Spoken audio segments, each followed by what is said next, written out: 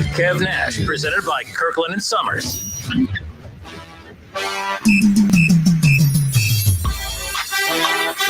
All right, everybody, welcome in. It is the Justin Kinner Show with Kev Nash, presented by Kirkland and Summers and Orion Sports Medicine. How are all of you? Welcome in. Happy Tuesday. Cicadas, have they taken over your place yet? They're getting worse. Dude. They're getting worse. I pull into the driveway at the station. Boom, boom, boom.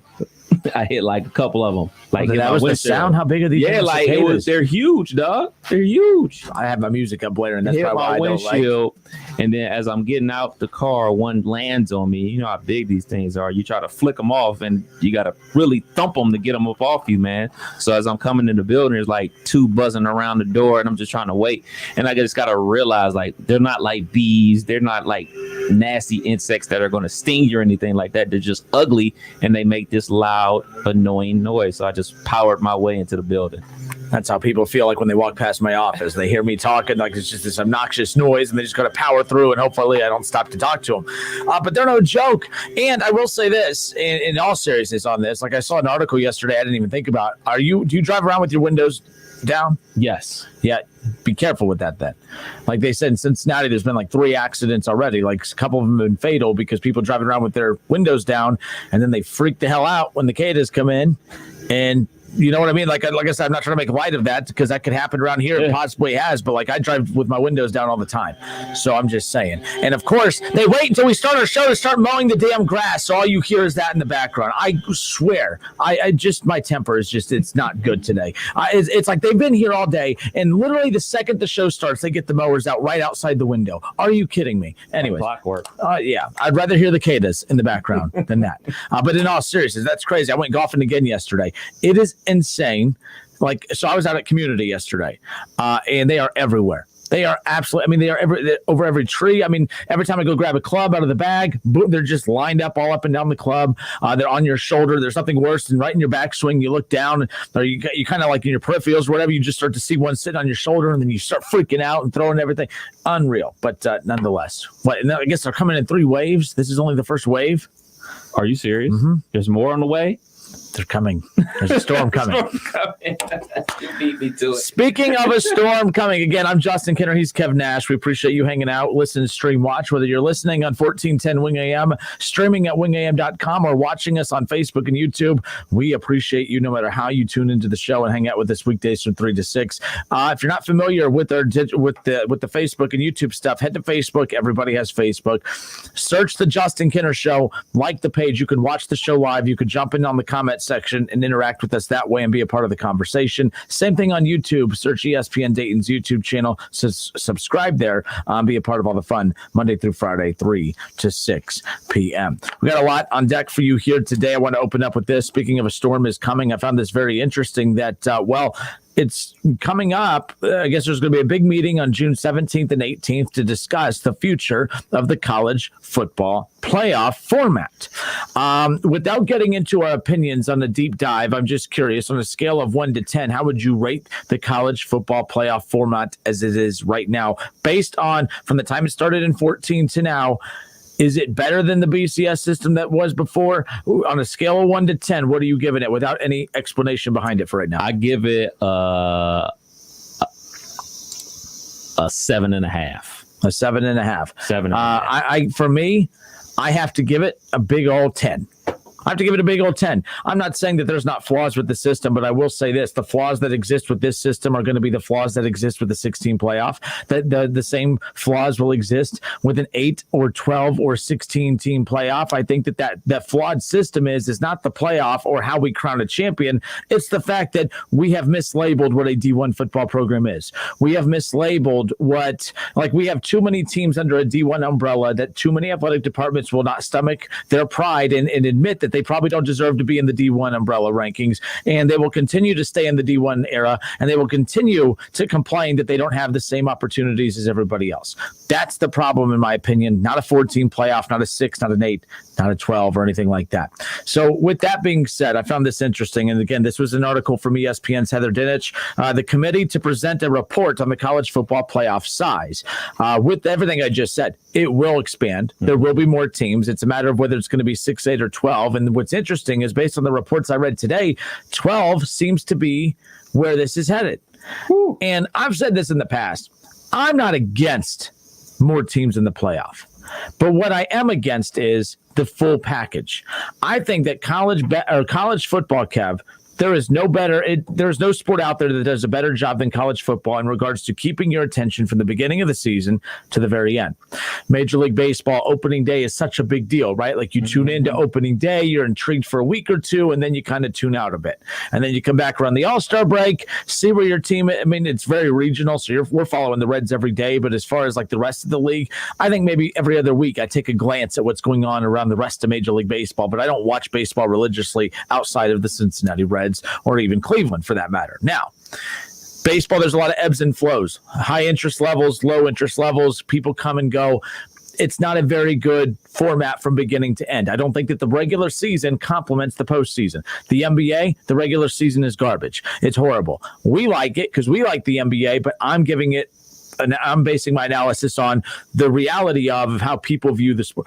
People don't tune into Christmas half the time, and then people don't even tune into the playoffs half the time. And then my favorite people are, I don't watch the NBA, but I have more opinions on it than the people who do watch the NBA. But it does not complement the postseason, and the postseason does not complement the regular season. So the NBA, I don't think, does a very good job. The NFL and the NFL playoffs, I think, complement each other okay. I just think that sport is such a behemoth that it doesn't, like, I don't think there's a lot you could do to screw up the relationship or chemistry between the regular season and the postseason. There was an expansion of the playoffs this past year, which was kind of nice. I don't think that anyone really had any complaints about it as far as that goes. So I think that complements each other okay, but I think it's hard to screw up that sport right now because it's so popular. March Madness. That postseason does not complement the regular season. The regular season does not complement March Madness, but March Madness is probably the best postseason of all time. And it's like, it's who cares if the regular season, if people aren't, rushing to the set or the radio to listen or watch a college basketball game during the regular season, that's fine because Vegas makes a ton of money off of 1 month of the entire 4-month, 5-month season. But again, college football is the best from kickoff in August and September to the very end national championship game. It complements each other perfectly. The week 1 matchup against a crappy, let's say, Bowling Green team. Okay, they're good for their conference, but like for Ohio State playing Bowling Green, it's not. You think Ohio State and Ryan Day is like, we got the Battle of Ohio, we got two of the top teams in the state of. No, it's Bowling Green. It's just to get our feet wet, to get out there. So that game though, even though we laugh at Bowling Green, if Ohio State went out there and laid an egg, Bowling Green can knock Ohio State out of the playoff in week 1. Mm-hmm. It matters. Everything matters. The regular season complements the 14 playoff better than any other format out there. And I promise you this, I will watch a 12-team playoff, Kev. I'll be glued to the set. There will not be a matchup that I complain about. But I'm not going to be as... Can I hold you to that? Can I hold you to that? Yeah, you can. Like Kev, like if you look at they put out here's what a 12-team playoff would look like this year. Kev, those matchups would have been amazing. It would set up more top 10, top 25 matchups that would just be more intriguing than to have the 3 non-conference bogus games at the beginning, right? So with that being said, my problem is this. Let's say Ohio State loses to Penn State. Ohio State loses to Michigan State. Ohio State loses it all. Who cares? They'll be there. Oh, man, Ohio State just lost a close one to Michigan State on the second to last week of the regular season. Who cares? Oh, man, Ohio State just lost to Michigan, which, let's be honest, that's probably the funniest joke I've ever told on the show. Outside of hating to lose that rivalry game, they're still going to be in the playoff. Right. Kev, Ohio State could probably lose 2 times in the regular season. So as far as urgency goes, there will be none. You lose a game, it sucks, but you move on to the next week. I love that right now when Ohio State lost to Iowa, that shot their playoff chances in the foot. When they lost to Purdue, their playoff chances were all but gone. Not a whole lot of room for forgiveness. I get that, but that's what makes the regular season so damn great for college football. It will totally water it down. You think that if Alabama loses during the regular season that we're going to care as much? Oh, who cares? They're going to be there anyways. And you could say that now about the 14, but that's how good some of these programs are. But there's way too many circumstances that will follow where the regular season will not mean as much. There will be no urgency to watch these games as much. We bleed scarlet and gray. We will watch every Buckeye game out there. But let's be clear. The regular season will not mean much if they expand the playoff, in my opinion. I think that the college football playoff and the college football regular season complements each other better than any other sport out there, bar none. Like, people tune in every week to the regular season and they tune into every playoff game. That's not the case in the NBA, NFL, Major League Baseball, college basketball. That's not the case. NHL, this is it. I just worry that they're going to screw it up, and I think that they're going to try and expand it, and you're going to get the same results. You think going to 12 is going to keep Ohio State, Clemson, and Alabama from winning national titles? You think it's going to keep the SEC from having this dominating run of winning national titles? So like I said, they change it. I'm not going to lose sleep at night. I'm going to be upset because I'm not going to value the regular season as much, but damn, that playoff will be pretty cool, whether it's 8 teams, 10 or 12 or whatever. It'll be pretty cool. Yeah, I'm just not a fan. I'm a fan of expanding, but not to 12 games. Just like I wasn't a fan of the NFL expanding their playoff. More to me doesn't always necessarily mean better. Like you said about the regular season in college football, like we're locked into every game. If you go undefeated in a Power 5 conference, you're going to the college football playoff. No matter if you're in the Pac-12 where we deem them irrelevant, but if they go undefeated, they're going to be in there. So I just think that if you expanded to 12 teams, I think you will water things down and everything like that. I'm a fan of expansion, but I'm just not the biggest fan of so many teams in the playoff, because eventually we're all going to get to a place where this is March Madness, where everybody gets a chance at the golden prize. Because believe it or not, when you are invited to March Madness, you're in the tournament to win it all. You know what I'm saying? No matter how we look at it and say like, oh man, this 16 seed going against this 1 seed, they don't stand a chance. Well, technically they're in the running for it. And, there's been teams with losing records that have been played in March Madness and everything like that. I don't want to get to a point where college football is doing the same thing. Another thing about it is what makes college football different from the NFL, which is starting to get eerily close to the NFL and how they structure the NFL, is every single game matters. Yes, most of the games matter in the NFL because there are only 16 or now 17 games that you play. But in college football, if you slip up once, you get that mulligan. Ohio State, you get that mulligan as long as you don't get blown out. Bama, you get a mulligan. Clemson, they got their mulligan against who did they lose to that one year they won the national championship? Pitt, they got their mulligan. You get that. But in college football, if you take that away, that takes away the excitement. That takes away every Saturday counting. It takes away everything that people love about college football. So I'm a fan of expansion. Matter of fact, I'm a bigger fan of the BCS than I am the college football playoff, to be perfectly honest with you. I saw nothing wrong with the college football playoff where they had to change it. But I know when these TV networks get involved and the NCAA, they start counting them greenbacks. They say, oh, well, we'll just start the playoff. This is what the rumor is. Let's go ahead and do that. They brought in millions and millions of more dollars. What can they do to bring in more money? Let's open up the playoff even more. So I think it'll be a gradual process before we get to like 20 teams, but eventually we're going to get there. Eventually we're going to get to a playoff where there's a top 2 25 teams from every yeah. And there'll be teams with bye weeks and everything like that to open it up to make more money. Yeah, that's where we're at now. So this is from, this is a quote. Again, Heather Dennis did a good job of covering this. In fact, I just shot her a note. We're going to catch up with her on the show later on this week. But Bill Hancock, he's the executive director for the college football playoff. He did go on to say that, yes, they're going to discuss a potential change to the current format. However, if they do agree on a change to the 14 format, Kev, it would not happen this season or next. He goes on to say, if any change is ultimately adopted by the board of managers, it would not take place this season or next. The date for implementing any change is one of the key matters that will be discussed. This is a lot of aggressive wording in these quotes because it doesn't sound like they're going to keep this 14 playoff. It's a matter of, okay, what the changes we're discussing. Basically, he just said the changes we're discussing, here's the earliest that you could potentially see those changes. It's not a matter of whether or not they're going to keep it. I don't think they're going to keep the 14 playoff because ultimately, yes, the regular season would be watered down, Kev. It would. Mm-hmm. But do you think that that's going to matter to the TV networks? No. Because Buckeye fans are going to tune in to a watered-down regular season no matter what. We tune in to watch them play Miami of Ohio. We tune in to watch them play all these bad teams all the time. We tune in no matter what. So from that standpoint, when I always talk about the narrative of, the regular season will be watered down, that's not going to change ratings. What might change ratings is I don't really care what Alabama's doing at that point. That's what I love about the Ford team is that, oh man, Alabama's having an off day. Remember when Clemson had that off day against North Carolina? They squeaked out with the 1-point win. But remember, everyone said that Clemson should have been kicked out of the college football world altogether because they only beat North Carolina by 1. That urgency and that hatred towards that program and that situation doesn't exist in a 12-team playoff. Right. Because it's like, whatever, they'll be fine. But that day, that was like everyone was holding their breath. Man, if Clemson loses, that just opens up a whole other door of opportunities for the Pac-12 or maybe the Big 12 or maybe, more teams out of the SEC. Maybe the Big 10 gets 2 teams in. So that's where I'm at when it comes to it. Won't matter. That's why it's going to expand.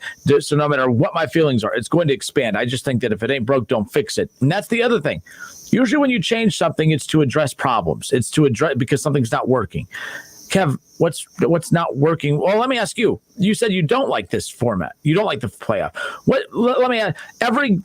The national champion that has been crowned every year since the inaugural college football playoff, that's been the best team in college football. There hasn't been a team awarded a championship opportunity that didn't deserve one. Like Alabama, we hate it that they had the loss and got in that 1 year. Who are we kidding? Who are we trying to convince ourselves here? We knew that was the best, like one of the best teams in college football. Ohio State, that year they won the national championship. They earned that national championship. So I'm curious. If we're making a change to something, is it because a couple teams didn't get an opportunity to win a championship? It's for money. That's it. So that's why I don't like this change. Just like we were talking about yesterday with the NBA playoffs. The first round used to be the best of 5. They made it the best of 7 so they can make their TV partners happy so they can sell more commercials. That's all it's for. It's for more money. It's not for the betterment of the game. It's not for expansion of the game. It's not for any of those reasons. It's for, hey, man, we know that people are suckers for football. We know people love college football. They love their team. And they're going to watch. And something I have to realize for myself is most people aren't like me. Most people aren't college football fanatics. They're their team fanatics. Regional. Yeah, they watch. So in our market, obviously, everybody here is Buckeye fanatics. So, and then that'll branch off into them like, all right, let me check out that team up north to see how they're doing because that's our biggest rival. Okay, let me check out Wisconsin. We got them in 2 weeks. All right, we got Penn State in a week. Let me check them out. Let me go hate watch Alabama or hate watch whoever's the number 1 team in the country that need for that now. You know what I'm saying? So once you don't have that anymore, it's definitely going to become more regional. And I think that overall is going to make the fan base just more regional than it's already been. I don't think you're going to be having a whole bunch of people watching everybody else. I think you're just really going to strictly focus on your team. So me, I watch a ton of college football. I watch Tuesday night action. I'm up till 2-3 o'clock in the morning watching whack games on Saturday nights. Like, I just love college football in general. So I just need to realize that, hey man, everybody's not like me. Everybody has things to do because apparently I don't, because I'm staying up till 2 o'clock in the morning watching football on the West Coast and everything like that. So that's just something personally that I have to work on. But like, I really think that people are just not going to care what goes on in other conferences at all now, because all they really got to do is worry about them winning their conference and then making it to the playoff. Yeah, and I will say this, that a prime example of that is our listeners and our callers. I've been very impressed over the last couple of years at how intelligent a lot of our listeners and callers are when they call in, and they're literally breaking down. I mean, they know just as much as we do. Well, Georgia lost to this team in week 3, or they only beat this team by this much. And, oh, yeah, look how they played against it. Like, they were Georgia aficionados. They were Bama aficionados. They knew everything about Clemson's schedule. They were using Pitt as examples of why, we'll win over Pitt's not that good. It was amazing. It's amazing to me how the 14 playoff has actually, I think, made college football fans a little bit more intelligent when it comes to talking about the sport, because, as you said, we're not just following our team, we're following all teams, because everything matters. It will not matter. Expand the play. And if that's what you got to ask yourself, for those of you, and there's a lot of you out there who are in favor of expanding the playoff, that's fine. But let me ask you, is getting 3 to 4 extra really, really good games at the end of the year worth giving up the urgency that is there every week of the regular season? Because you have to admit, even for those in favor of the college football playoff expanding, you cannot tell me that the regular season will not be impacted. It will.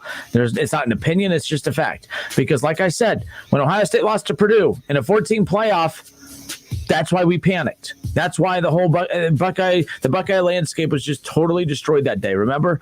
And had it been a 12-team playoff or an 8-team playoff, Kev, hell, even 6, Buckeye fans are just embarrassed. They're brushing it off, and then we're moving on to the next week. That wasn't the case because of the 14 playoff, and it added urgency. It now made the next week's games, the next couple weeks games of, oh man, we really can't screw up. Like, no one really picks Ohio State to lose ever, but they knew we really can't. See, there we go. Great. The light finally kicks on. So there's that. I'm Justin Kinner. He's Kev Nash, hanging out with you here on a Tuesday. To the Facebook feed we go. Ron Howard says, I agree with you. Unfortunately, that's twice in 3 days. That computer crap before the playoff was all biased. I don't think it was biased. I think that I see what you're saying, Ron, but at the same time, I mean, did the computer? I personally don't think so. I like the BCS. I really don't like this whole element of people behind closed doors making decisions. I like a little bit more transparency in my college football. It's just weird that, they have closed doors meetings and then they unveil everything like, all right, here's the 4 teams that we think that are the best teams in college football. I'm a person that believes that things need to be settled on the field. So if expansion of the playoffs gives teams a chance that we quote unquote don't believe they deserve a shot at it, then I'm cool with it. I'm just saying like a 12 team seems a bit much. From go to 4 to 12, like just seems like a big stretch for me. Like, let's do gradual steps here. Let's prove that it's necessary to go to 6 before we go to 8 and 12. That's all. Absolutely. We'll keep it going. Scott Campbell on YouTube says, rain, stay away. The Reds are going to win today. I like the little rhyming effort coming in here on a Tuesday. Let's go Reds. He says the Reds and the Brewers kick off a 3-game series from Great American Ballpark coming up later on this evening. And yes, a lot of clouds kind of lingering in the area. And, you know what I've always thought? I always thought that the local news needs more weather. I think that the local news stations need to cut back on sports and wasting our time with sports. And I think they need to do more weather and maybe find a way to get more traffic in there, because we just don't have anything out there to give us that information. Luckily, there is something on the tube that'll tell you, hey, it's raining outside. Hey, it's not raining outside, because we just don't have any way of finding that out. But yes, exactly. Lots of clouds floating around out there. And I'm not going to waste time with giving you the weather, because I'm pretty sure that, if you just tune in to any one of the 8 hours of news a day, it's 7.5 hours of news coverage. Look at your phone. Yeah. Brian McCoy, he says, you can have as many reasons as you like for or against expansion, but the bottom line is that the reason for expansion is the bottom line, dollar signs. Oh, absolutely. For sure. Yeah, Brian, that's what we said. It was like, well, regardless of what our opinion is on expanding or not expanding, staying the same, money is going to be why it happens. And to your point, you're right. We just talked about that with the NBA playoffs. What did a 7-game series show us that a 5-game series couldn't have showed us? Like, every team that we expected to win in the playoffs won. That's usually the NBA playoff format anyways. The higher seed always wins. It's pretty simple. It's, the NBA is pretty basic at that point. You have better players, you win. Baseball is not like that. Right. The team with better players usually doesn't always win, as crazy as that sounds, because it's about the better team. Basketball is not about the better team. I think Milwaukee has a better team than the Nets, but the Nets have the most dominant players, and that's really what it comes down to right now. That's the one difference in that sport as far as that goes. I do want to feed off of this on the other side when we come back, Kev. So, in this article from Heather Dinich, we don't hear from Gene Smith at Ohio State, or we don't even hear from the commissioner of the Big Ten, which is common. We don't hear from the commissioner of the ACC or the SEC.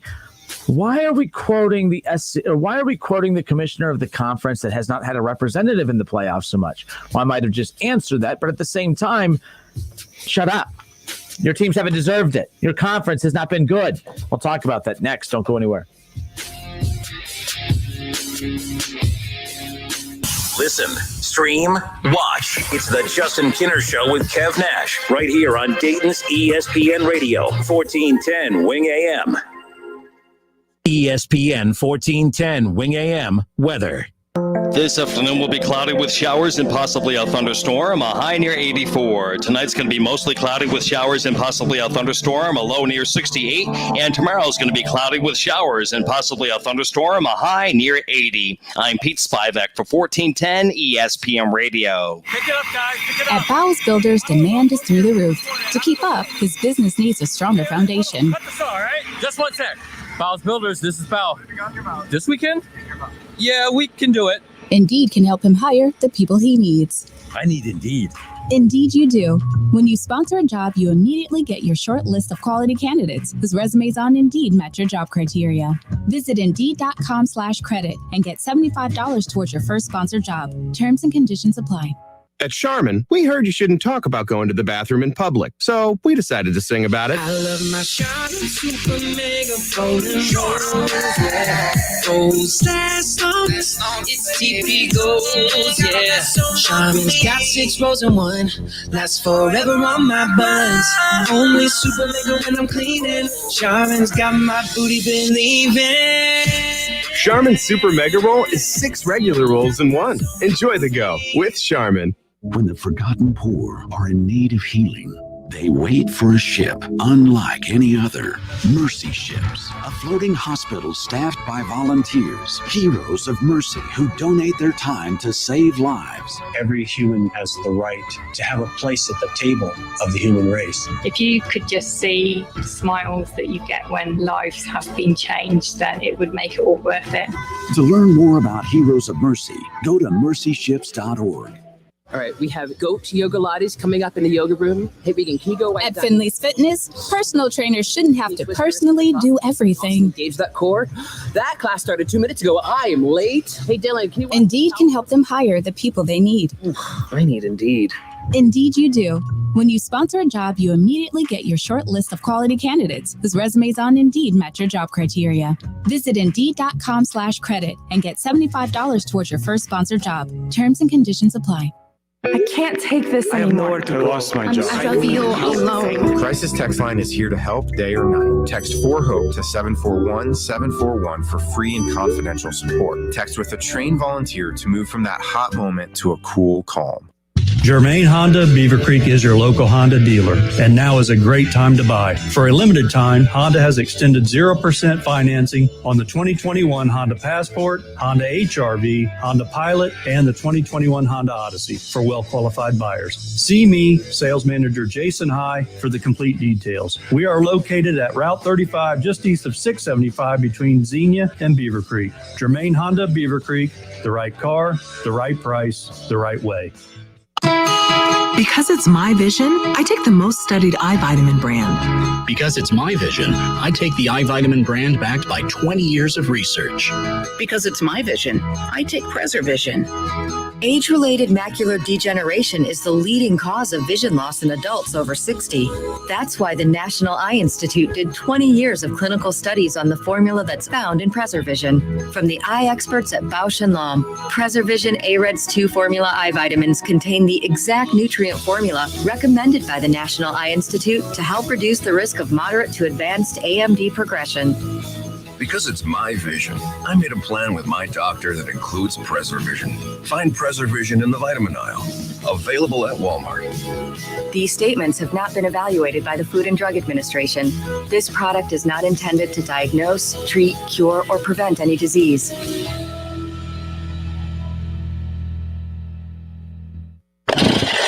Summer is in full swing. If you think you're hot, well, so are your trees. You can help your trees by watering them, especially if they're newly planted.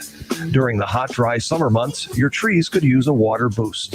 Watering new trees a few times a week will help them survive while they're developing their root system, so don't forget about them. To find out more about watering trees or to find a certified arborist near you, go to treesforohio.org. That's trees, the number 4, ohio.org. Listen to this station anytime, anywhere on Odyssey. Odyssey is your new audio home for all the music, news, sports, and podcasts that matter to you. Odyssey. That's AUDACY. Hey, here to tell you about my friends at Cordell Transportation. They're now hiring Class A CDL drivers and offering a $5,000 sign-on bonus. That's right, a $5,000 sign-on bonus. Home daily, dedicated lanes, and no-touch freight. Brand new equipment as well. Medical, dental, vision, and company-paid life insurance. Call Cody right now. Apply online at CordellTransportation.com. Cordell Transportation, driven to succeed.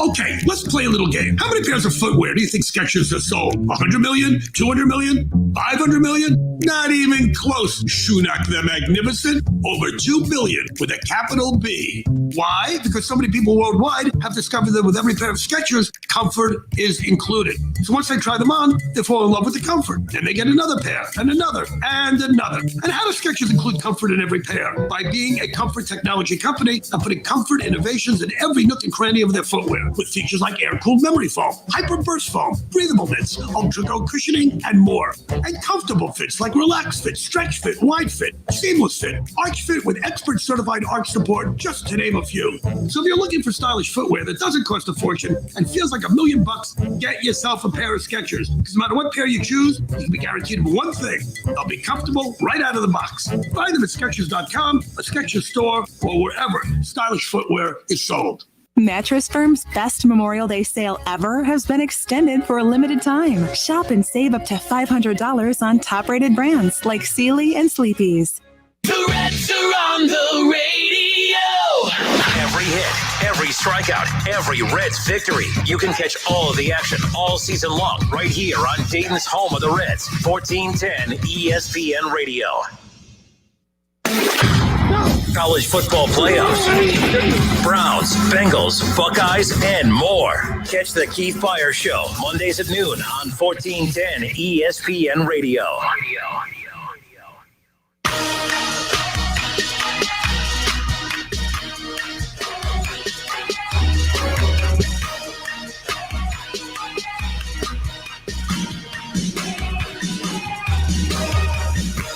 Big 12 Commissioner Bob Bowlesby, as well as many other the conference commissioners, are part of this process, by the way, kind of this presentation, breaking everything down in regards to the pitch or the I guess the research looking into whether this 14 playoff is a success or not.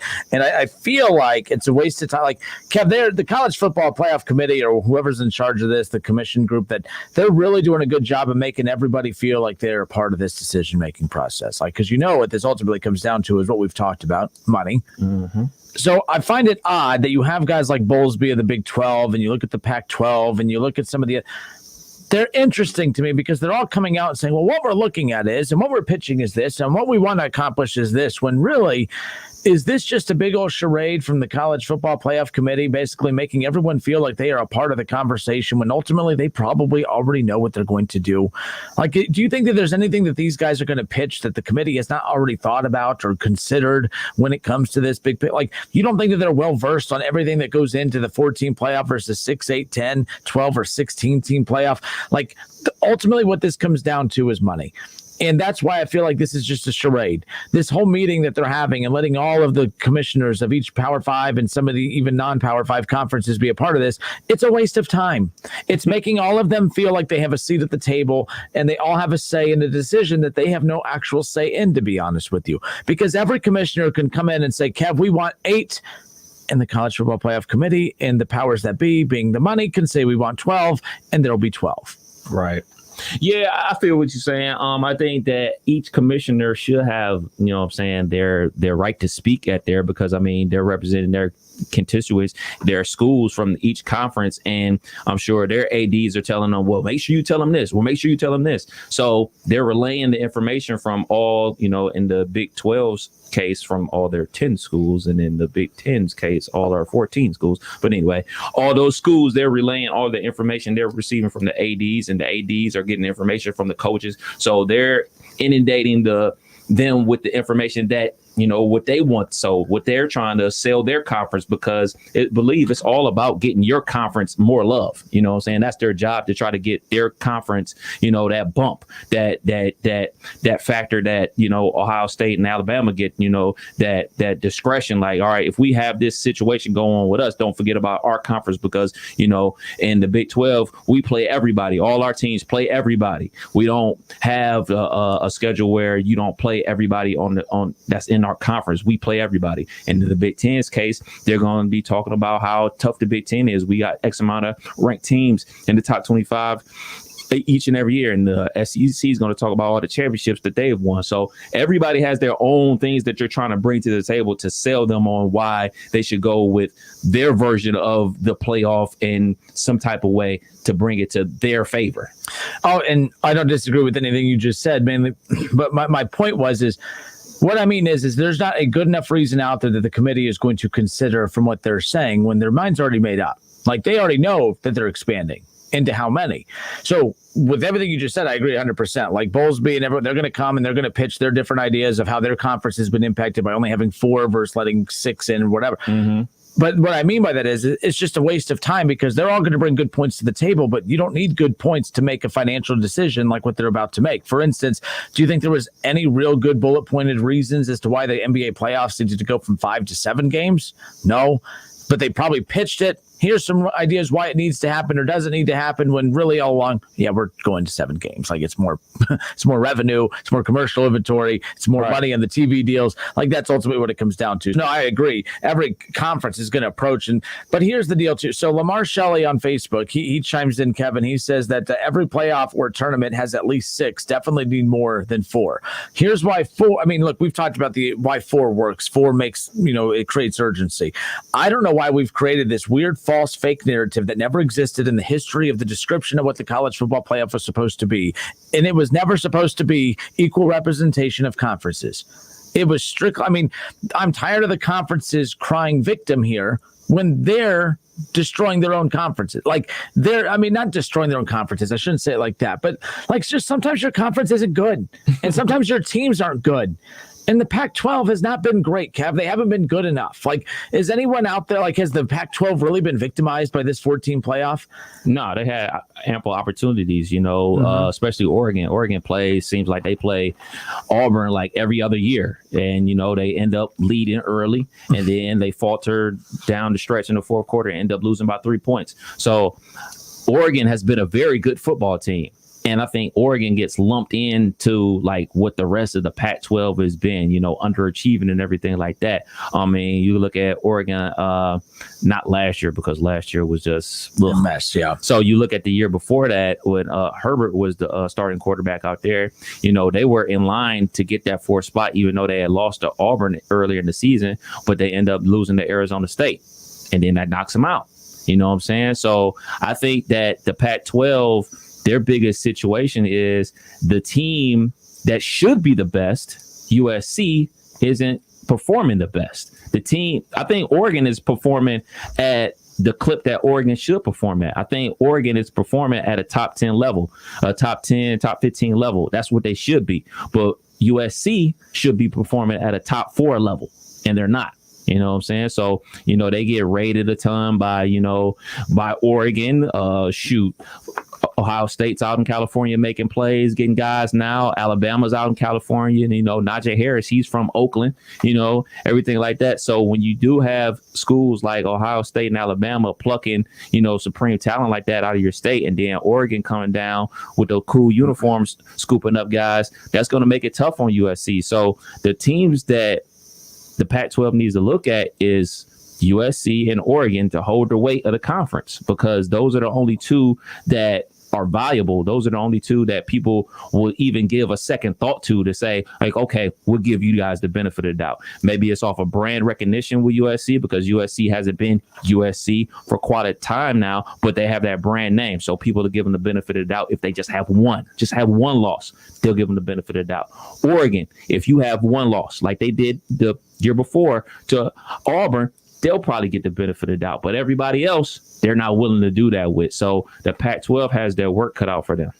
Yeah, and that's been my whole point about this is, again, we keep crying foul. We keep saying it's not fair for, there's only 4 spots and there's 5 Power 5 conferences. But then the same people that say it's not fair because there's only 4 spots and 5 Power 5 conferences, you're also the same people that are screaming how it's not fair for Cincinnati and others. And I'm thinking, so both can't be true at the same time. You can't say that 4 is not fair because there's 5 Power 5s and then also complain how there's not enough room for Cincinnati either, when really it comes down to common sense. I mean, look, the whole Cincinnati thing, I will not argue that they're not a good football team. I will argue that they don't deserve to be in because they don't play enough competition that matches equally with what the others.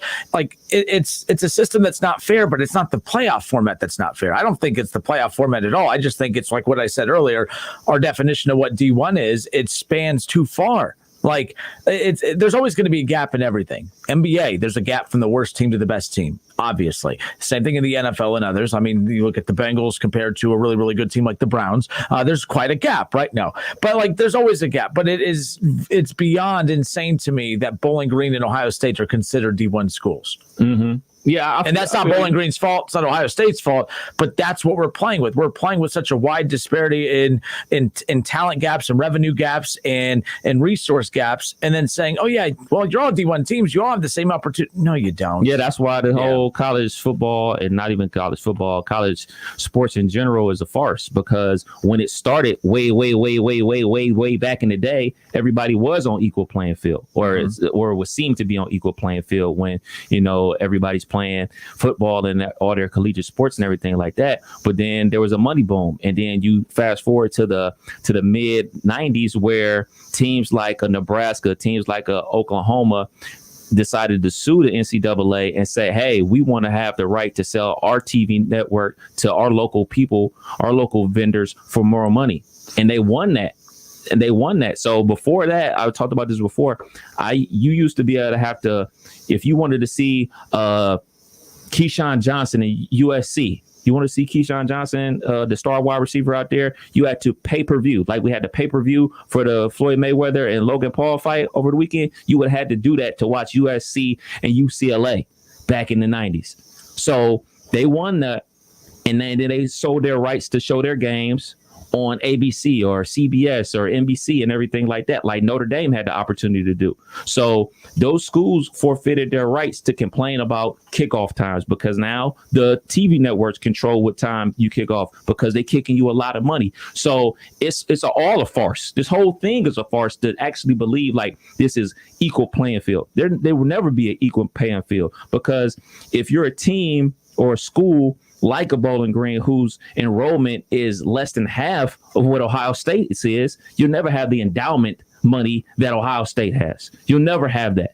So no matter if you have, let's say you make the play, let's say Bowling Green goes on this historic magical run that makes the playoffs 3 straight years out of the MAC, which will never happen. But let's just say they still wouldn't get the kickback even close. Like it would take 3 years to make what Ohio State makes in a month. I mean, I'm being dramatic, but then you have this like we were talking about with USC, the benefit of the doubt, because they're a brand name team and everything like that. So people automatically go into these with preconceived notions about a team or whatever. So nobody ever views a team on a year-to-year basis. They go into it, and rightfully so, off a top 25. Like, all right, we're going into our preseason top 25. The first thing we look at is like, all right, how many starters they're bringing back from last year's squad? Because if they bringing back, 15 starters off of a squad, then they should be pretty good, right? Are they bringing Georgia's a prime example. Yeah, are they bringing back a starting quarterback? Like, so all those things matter. So if you're a school that constantly has a lot of turnover and everything like that, or you're a school that, say BYU had a great year last year, but Zach Wilson is now the starting quarterback for the New York Jets. You think BYU's about to be up in the top 25? No. But guess what?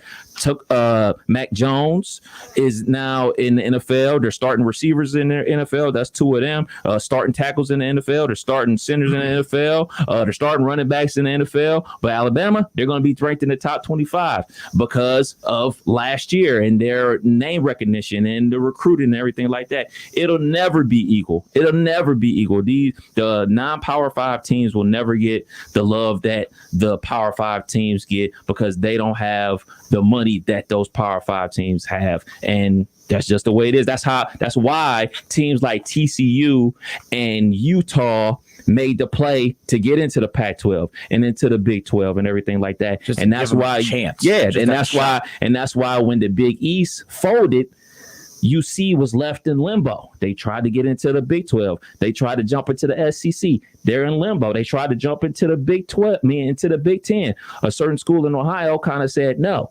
You know what I'm saying? So they're in limbo. But because if UC was in the Big 12 and they had the season that they had last year, they probably would have been in the college football playoff. Yeah, I mean, you talk about like the BYU thing. Keep in mind, the other thing that's important about all of that is recruiting matters heavily. That's why in those national signing days, some people like to blow them off and say they're not a big deal. I'm like, they are a big deal for 2 years from now, 3 years from now, when we're talking about teams who are reshuffling their rosters because of graduation or, losing guys to the NFL or the transfer portal. Because what people are going to do is they're going to go back and say, okay, how they're losing this guy, but man, look, from the guys they have from that recruiting class from 2 years ago are all coming in. So they have to be good because they have the better players. And BYU didn't have a top 10 recruiting class, and they just lost their best players from this roster this year. So that's why they're not going to get the benefit of the doubt. Last thing on this, here's what the Big 12 and the Pac-12 want. And the Pac-12 more so than the others.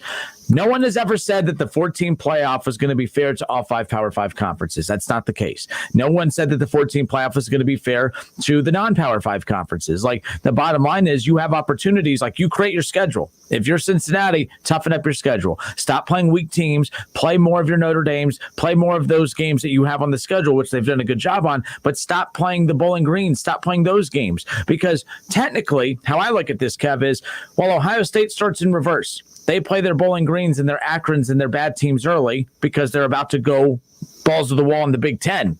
All right. Cincinnati needs to have a reverse approach. They need to go balls to the wall in the non-conference, play 3 or 4 of those Power 5 schools, prove that they are as good as those.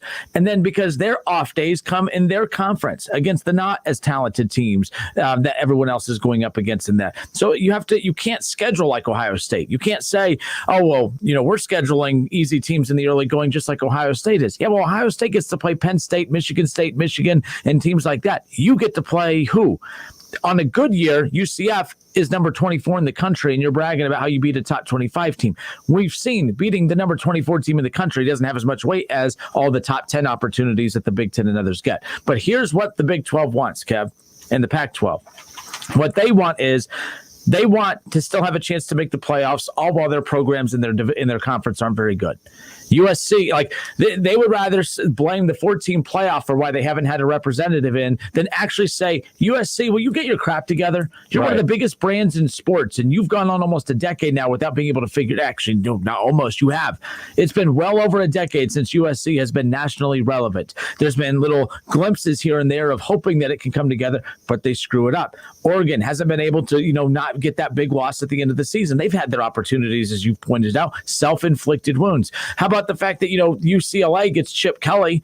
All right, that hasn't worked out. Not UCLA's fault, not the Pac-12's fault, but that's the result of it. Your conference is not very good. So that's why you've been left out of the playoff. It's not because of a Bama bias. It's not because of a Buckeye bias or a Clemson Tiger bias or an SEC bias. It's simply a bias of you guys aren't that good.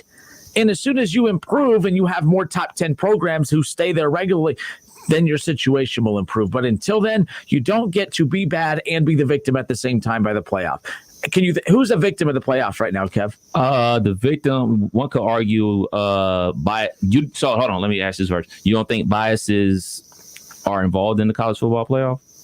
I think biases come with reputations of programs who I don't like the term bias because it has a negative connotation to it. Bias comes along with programs who have history and even recent history of reloading. I mean, look at Ohio State. You go from JT Barrett to you go from JT Barrett to Dwayne Haskins to Justin Fields. You don't miss a beat. So they should get the benefit of the doubt. You look at Alabama. You look at the quarterback just handing off from one to the next. You go from Kelly Bryant to Deshaun Watson to Kelly Bryant to Trevor Lawrence and now to Uiagalelei, whatever the hell his name is. I think I did pretty good there. Like some of these programs are gaining. Like you just know you don't have to sit there. I don't know if there's a bias there that has kept a team out that should be in. I think that the playoffs got it right every year. I can't think of a time where they've gotten it wrong. I'm not saying that there's no flaws within the format. I'm just saying it all sorts itself out, as you always say.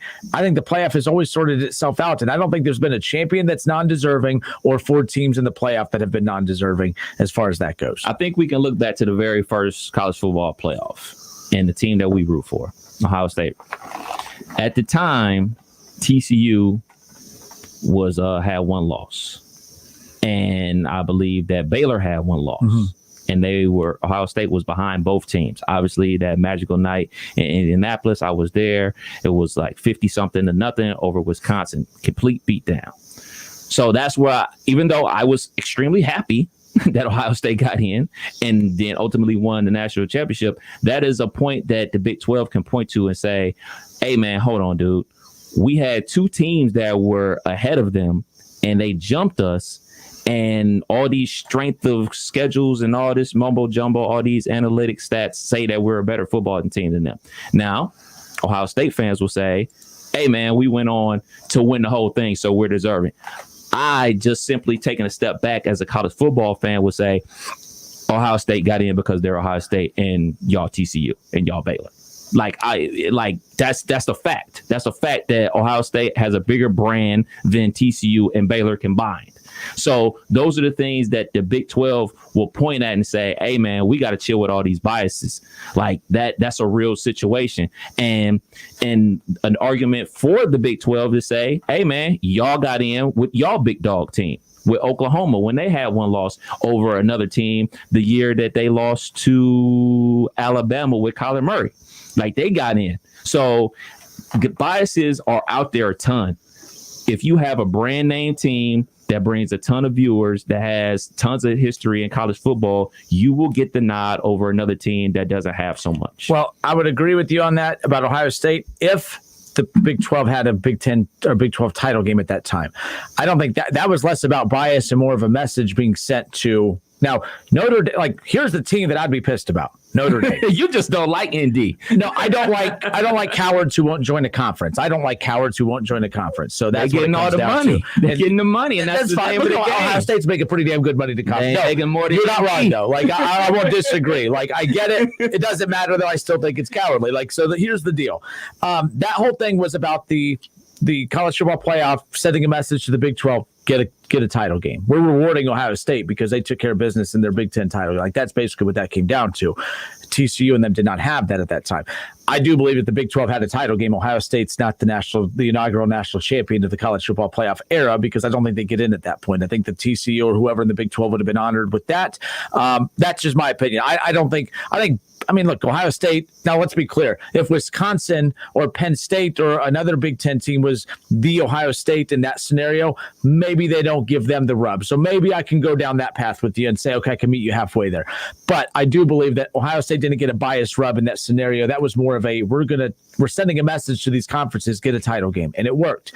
My problem is if I'm the Big 12, I have a bigger problem with Notre Dame because you kept us out of the inaugural college football playoff because we didn't have a championship game, but yet you let Notre Dame in all the time, who, while everyone else is risking their resumes on the championship weekend, they're sitting at home just counting their money, waiting to be listed as one of the top 4 teams. So and just like the Big 12, Notre Dame gets blown out every year in the playoff. So there's that. But no, I'm with you. I get what you're saying. I don't know. As far as the bias goes, I don't think there's a team that's made the playoff that didn't really deserve to be in. I think that actually they've gotten it right every year. Even the years Ohio State didn't make. I didn't make many friends that year. I was getting killed on the boards.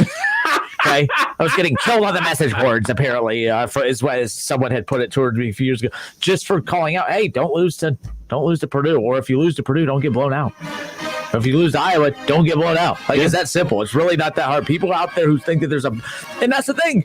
Everyone out there thinks it's a bias for Ohio State. Then you talk to the crybaby Buckeye fans, like, there's a bias against us. They hate us. No. That's crazy. Look, man, I'm a Buckeye fan. I love the Buckeyes, but I'm a realist, man. We get the rub in the right direction. We get the love. We get the love from the committee. We get the love from ESPN. So when people are crying about ESPN hates us, they got an SEC bias, I don't see it that way. I see Ohio State getting most of the love. Like, yeah, people, the talking heads or whatever you want to call them, yeah, they get critical of certain situations that go on in Ohio State or schedule or whatever the case may be. But 9 times out of 10, Ohio State, if it's a tie, they're going to get it. I mean, we saw that this season. They changed the rules for the Big Ten championship game. That doesn't sound like bias against Ohio State. That sounds like good bias for them. Yeah, so, I mean, like, look, man, like you were talking about before, like, with the MAC schools versus the Big Ten schools, like, for goodness sakes, if there was an undefeated MAC school and everybody else around college football had 2 losses, the MAC school still ain't getting in because the MAC school ain't bringing enough eyeballs to the TV screen, man. I don't think it's that. I think they're undefeated and MAC champions, but who they played isn't who Ohio State played. That's how I view it. In fact, it's feeding off of what Shaw just said. I got to go back and find where his quote. When I asked who's been the victim of the college football playoff, Shaw said the victim is any school out of the Power 5. Shaw, if you think that expanding the playoffs to 6, 8, 10, 12, or 16 is going to help those schools, I'm not saying that you'll never see those schools get in, but what makes you think that if they're going to make them play each other? Yeah, but like, what makes you think? Yeah, the playing games, right? Yeah. Like, so what makes you think that if we go to 8, that the same arguments won't exist? Well, 2-loss LSU, they have 2 losses because they played Alabama and Auburn, and undefeated Cincinnati play Tulsa. Like, that's where the arguments are still going to come down. It doesn't matter if we know Cincinnati's good because we preach the importance of strength of schedule, challenging yourself, all that. Well, Cincinnati will never, and that's not their fault, but they will never have a schedule that will be respectable enough to put up against a 2-loss, even in LSU. We laugh at the 2-loss teams now in 4 because they're not getting in, but in a 6, 8, or 10, or 12, the same arguments that exist in a 4 for Cincinnati will exist in a 12 because I will not respect their schedule compared to a 2-loss LSU, who the only reason they have 2 losses is because they actually played legitimate opponents. Well, you're not. That's kind of my take. But I do give Cincinnati credit. They put the Notre Dame, they put really good teams on their schedule. They've played Ohio State the last couple years, but putting them on the schedule and competing with them are two different things. You got beat 41-0 last time you played Ohio State. That's why this Notre Dame and Indiana, they have Indiana, and this is a good Indiana team too. By the way, that sucks for Cincinnati. You put Indiana on the schedule and they have an NFL caliber potential quarterback and Penix Jr. and defense. So I mean, but that's a good thing. That's a good thing. No, I'm happy for it, but you playing some competition, and yes, Indiana still has. Well, they're a basketball school. Are they? On right, exactly. That around them, because I mean, we saw that last year when even though I was the one waving the Indiana flag around this time last year, people were laughing at me. And then what happened? Week 1, they beat Penn State, and granted, they still lost to the Ohio State University, but they gave us a run for the money. You know what I mean? So, I mean, like I said, and I'll continue to say, man, look, college football and football in general runs the world. And if it wasn't for the Buckeye bias, they would have been Big Ten champions. Factual. And football runs the world and college football. And to prove it, they destroyed the best basketball conference in college basketball, the Big East, and left teams like UConn, who's a multiple national championship winner, not only in men's basketball, but women's basketball, left them in limbo. Left UC, a very good basketball program, in limbo because college football pays the bills and runs the show. So if they were willing to leave those type of teams out in the wind with nowhere to go, if you're not in the Power 5, you're not coming to the party ever. They will make sure that you're never invited to the party. And even if they expand to this 12, don't hold your breath, because guess what? You see, if you are undefeated, they'll make you play BYU. They'll get one of y'all out the paint as quickly as possible to get on to the quote unquote big dogs. So we've been talking about it for almost 8 months now. UC, handle your business this season. Fickle, we love you. Handle your business this season, because this is a pivotal year, because the Big 12 will be expanding soon. If you play your cards right, you will be in the Big 12, and then you won't have none of this to worry about. You'll just be in a big paying conference, and if you win it all in the Big 12, you'll be in the college football playoff. But you playing in Conference USA, the MAC, the WAC, whatever conferences else is out there, you ain't playing. And they made that abundantly clear these last couple years. So, hey, man, all the kids out there playing high school football, going to these MAC schools, hey, proud of you. Get your education, play some football, have some fun. Hopefully everything works out. But don't focus on going to the college football playoff, because the powers that be said y'all ain't invited. Yeah, and Justin Kinner, Kev Nash with you here. It's the Justin Kinner Show with Kev Nash, presented by Orion Sports Medicine. Last thing on this, so when Shaw said that the non-Power 5 schools are the victim of this, no, they're not. They're not, because it's about the best. I mean, you got to play good teams. I'm not saying Cincinnati doesn't have good players, because they do, and Fickle's been kicking ass in the recruiting trail. There's no doubt about it. He has guys that have no business coming to Ohio to not play for Ohio State. Let me repeat that. He is getting guys from all over the country to come to Ohio to not play for Ohio State. And we're talking 4s and 5s. He is getting 5 stars to come to Ohio to not play for Ohio State. That's what he is doing. I respect the hell out of that, but I do not respect the schedule, and that is something they don't control. The players don't control. It's not fair, but there's not a fair playoff format out there. That's just the bottom line as far as that goes. All right, we'll step away for a few moments. So lots of good stuff coming in on Facebook. We'll get to the social media reaction as we head into hour number 2. We'll also have Kev Nash brings us our over-under. Also, found this interesting. Nick Saban makes double what Ryan Day does. Ryan Day is actually at the bottom of the list when it comes to highest paid coaches in college football. Fair or foul? We'll get to all of that coming up. Hour 2. Don't go anywhere. OHIO. It's the Justin Kinner Show with Kev Nash on 1410 ESPN Radio. Need a U.S. passport? We can help. Hi, this is Mike Foley, your Montgomery County Clerk of Courts. Visit one of our convenient auto title locations in Huber Heights, Clayton, downtown, Moraine, and Centerville. Make us your first destination before you travel abroad. No appointments ever needed. We do passports.com for more info. If you are push mowing your yard using an inefficient lawn tractor, or your current zero-turn spends more time in the shop than mowing your grass, it's time you look at the Hustler Zero-Turn Lawnmower. Residential mowers from Hustler are built like tanks and drive like sports cars. All Hustler mowers have fabricated welded steel decks. Don't settle on cheap units with flimsy stamped decks from big box stores. See Small Engine Service Pros and we'll guide you to the right mower for your property and your budget. 2030 North Dayton Lakeview Road, Route 235 in New Carlisle. Many Vietnam War veterans were unknowingly exposed to dangerous chemicals impacting their health and quality of life. There are now expanded benefits for veterans exposed to Agent Orange. Veterans with Parkinsonism, bladder cancer, or hypothyroidism who previously applied for VA disability compensation but were denied should reapply and might be eligible for retroactive compensation. Exposed veterans who have not yet applied should consider filing a new claim. For assistance, call Montgomery County Veterans Service Commission at 937-225-4801. WYNG 1410 Dayton's ESPN Radio.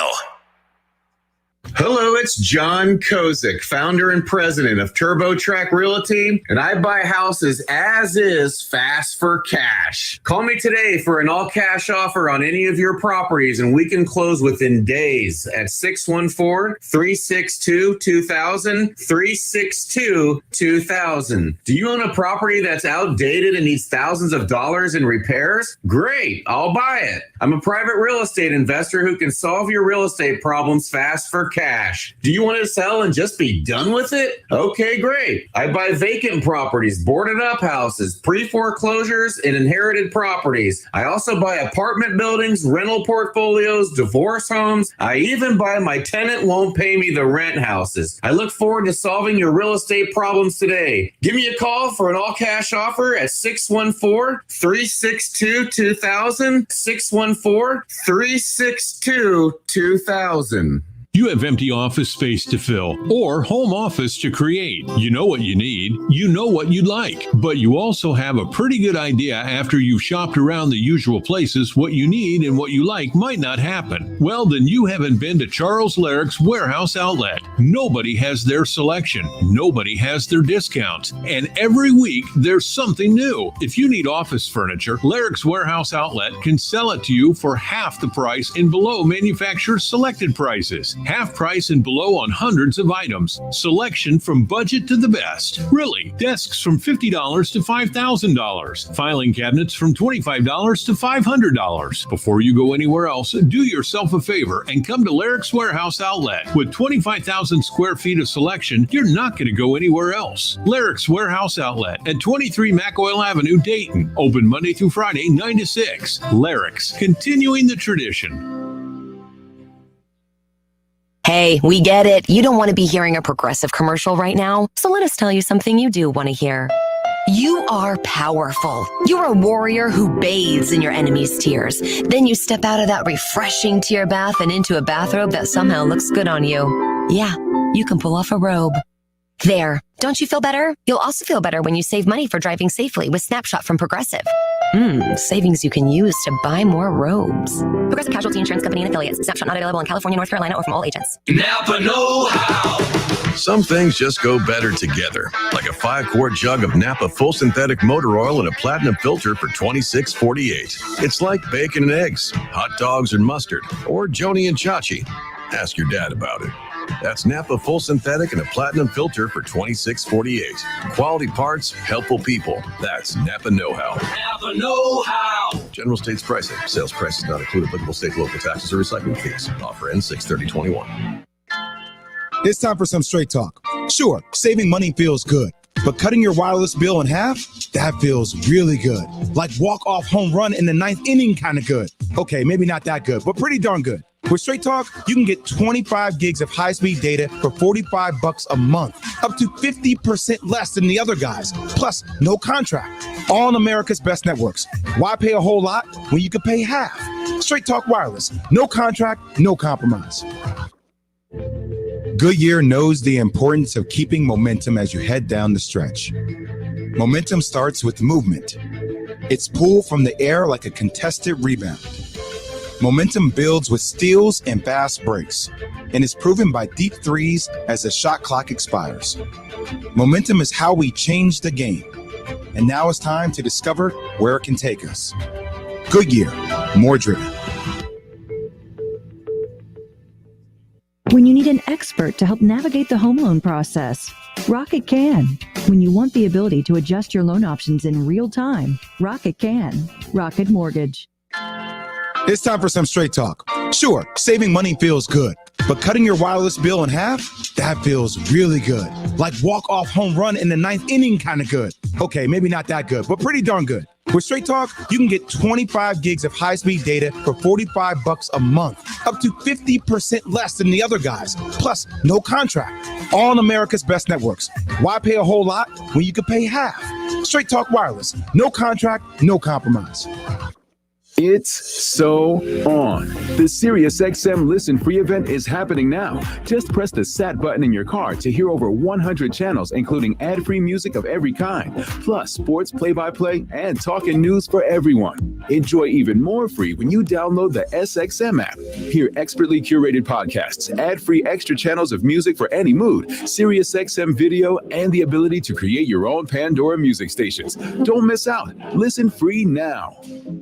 Since COVID, people are home with their pets more often, and I think now, especially with the shedding, they're more cognizant of what's going on and that it's an actual issue, and Dynovite has helped tremendously in our house with that. I just heard the Dynovite commercial so many times that I said, you know what, I'll give it a shot, and I ordered it and tried it, and it worked. The Dynovite, the being at home, working with them, they all love it. Me and Chewy are together 24/7. Within 3 weeks, he's not scratching and itching, and he's an all-around happier dog. DINOVITE.com. Did you know that feeling sluggish or weighed down could be signs that your digestive system isn't working at its best? But taking Metamucil every day can help. Metamucil supports your daily digestive health using a special plant-based fiber called psyllium. Psyllium works by forming a gel in your digestive system to trap and remove the waste that weighs you down. Metamucil's gelling action also helps to promote heart health and slows down sugar absorption to promote healthy blood sugar levels. Start feeling lighter and more energetic by taking Metamucil every day. Save big money in your next project with 11% off everything right now at Menards. Give a beautiful, rich color to your projects with Minwax Wood Finish. Minwax is a penetrating stain that enhances all types of wood. All quarts and gallons are 11% off. Get 11% off everything now at Menards. Good through June 12th. Savings are a mail-in rebate. Some exclusions apply. See store for details. Save big money at Menards. Homestead Feed and Supply is proud to introduce a new product line straight from Texas. Stock Show Secret Products and Flex Appeal. Make your project look the best. Only available at Homestead Feed and Supply. New Carlisle. Tell them the Colonel sent you. When you want the ability to adjust your loan options in real time, Rocket can. When you need an expert to help navigate the home loan process, Rocket can. Rocket Mortgage. It's live, it's local, it's the Justin Kinner Show with Kev Nash, presented by Kirkland and Summers.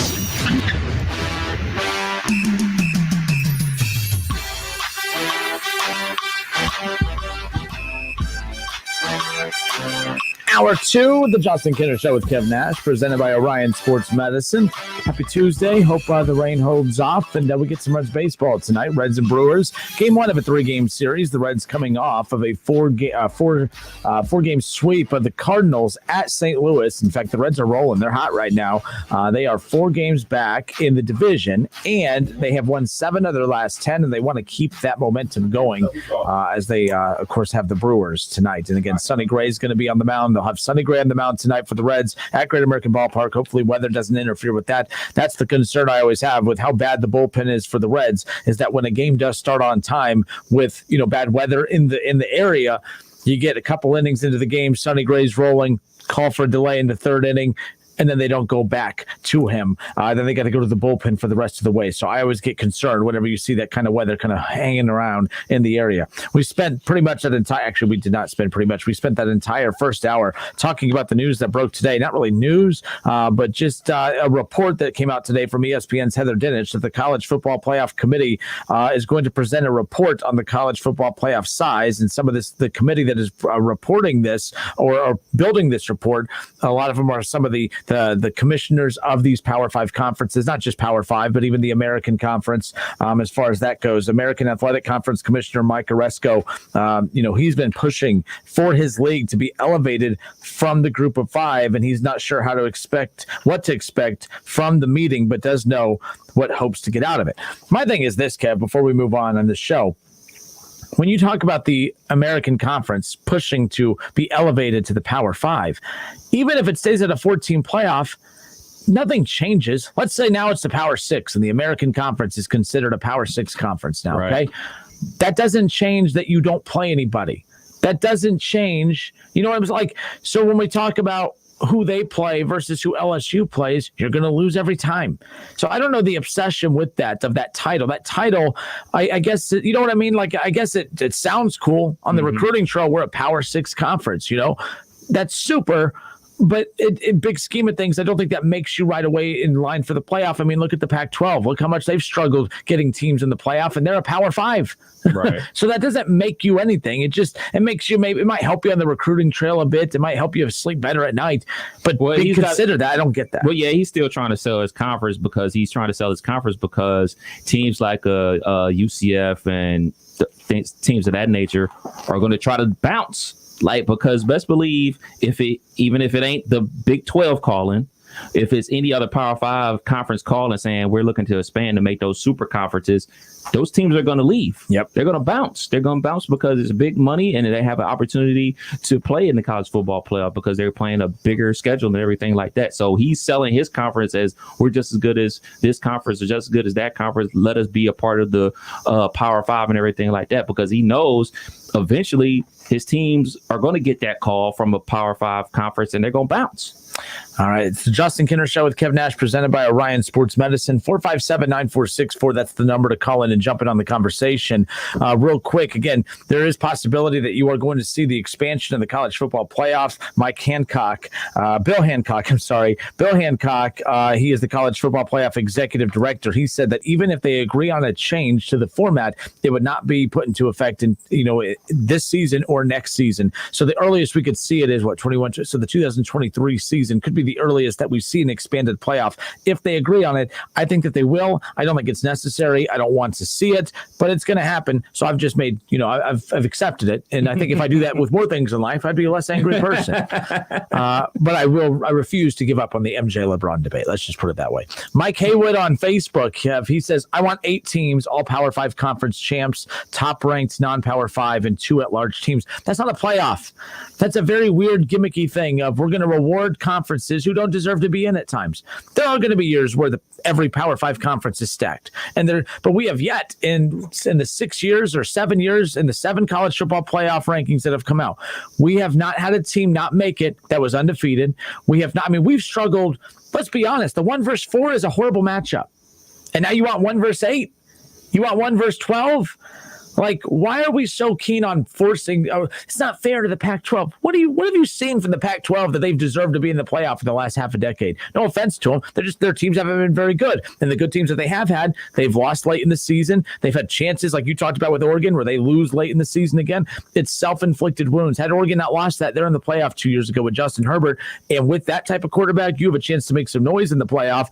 I'm not a fan of that. The Power 5, every Power 5 champ gets in, and then we'll do some gimmicky, cute little crap with the Power 5s. If you want 8 teams in the playoff, I want the 8 best teams in the playoff. I don't want Power 5 champs for 1 through 5, and then we're going to force these non-Power 5 teams in, all while you might have a 1-loss LSU team that missed it because they weren't SEC champs, or all because maybe Penn State loses 1 game only, and that's in the Big Ten championship game, and now they're kept out of the playoff when they are clearly better than any of the 3 non-Power 5 schools you're going to put in, probably better than the Pac-12, probably better than the Big 12 at that point. So I have a huge problem with that approach to it. I think that's the silliest of all of them. No offense, Mike. You can hate me all you want. I apologize. I don't mean to attack you. That's a very common suggestion for the playoff. So I'm not attacking you.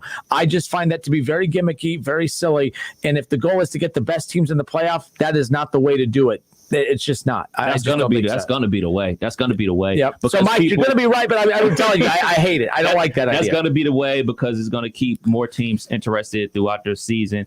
And also, it's very blurry lines because let's keep it real. College football is becoming more and more like the NFL every single day. So when you have a team like the Washington football team make the playoffs and have a home game, no less. That's over been the NFC East thing the last 2 years. They've hosted games and had terrible records throughout the regular season, and they make the playoffs where other teams have better records than them on the road and everything like that. So if it's okay in the NFL, people are going to say, why can't we do it in college football? The lines are becoming so blurry between the NFL and college football where it's just becoming a jumble mess. And I know there's 120 plus teams playing college football and over 300 playing college basketball.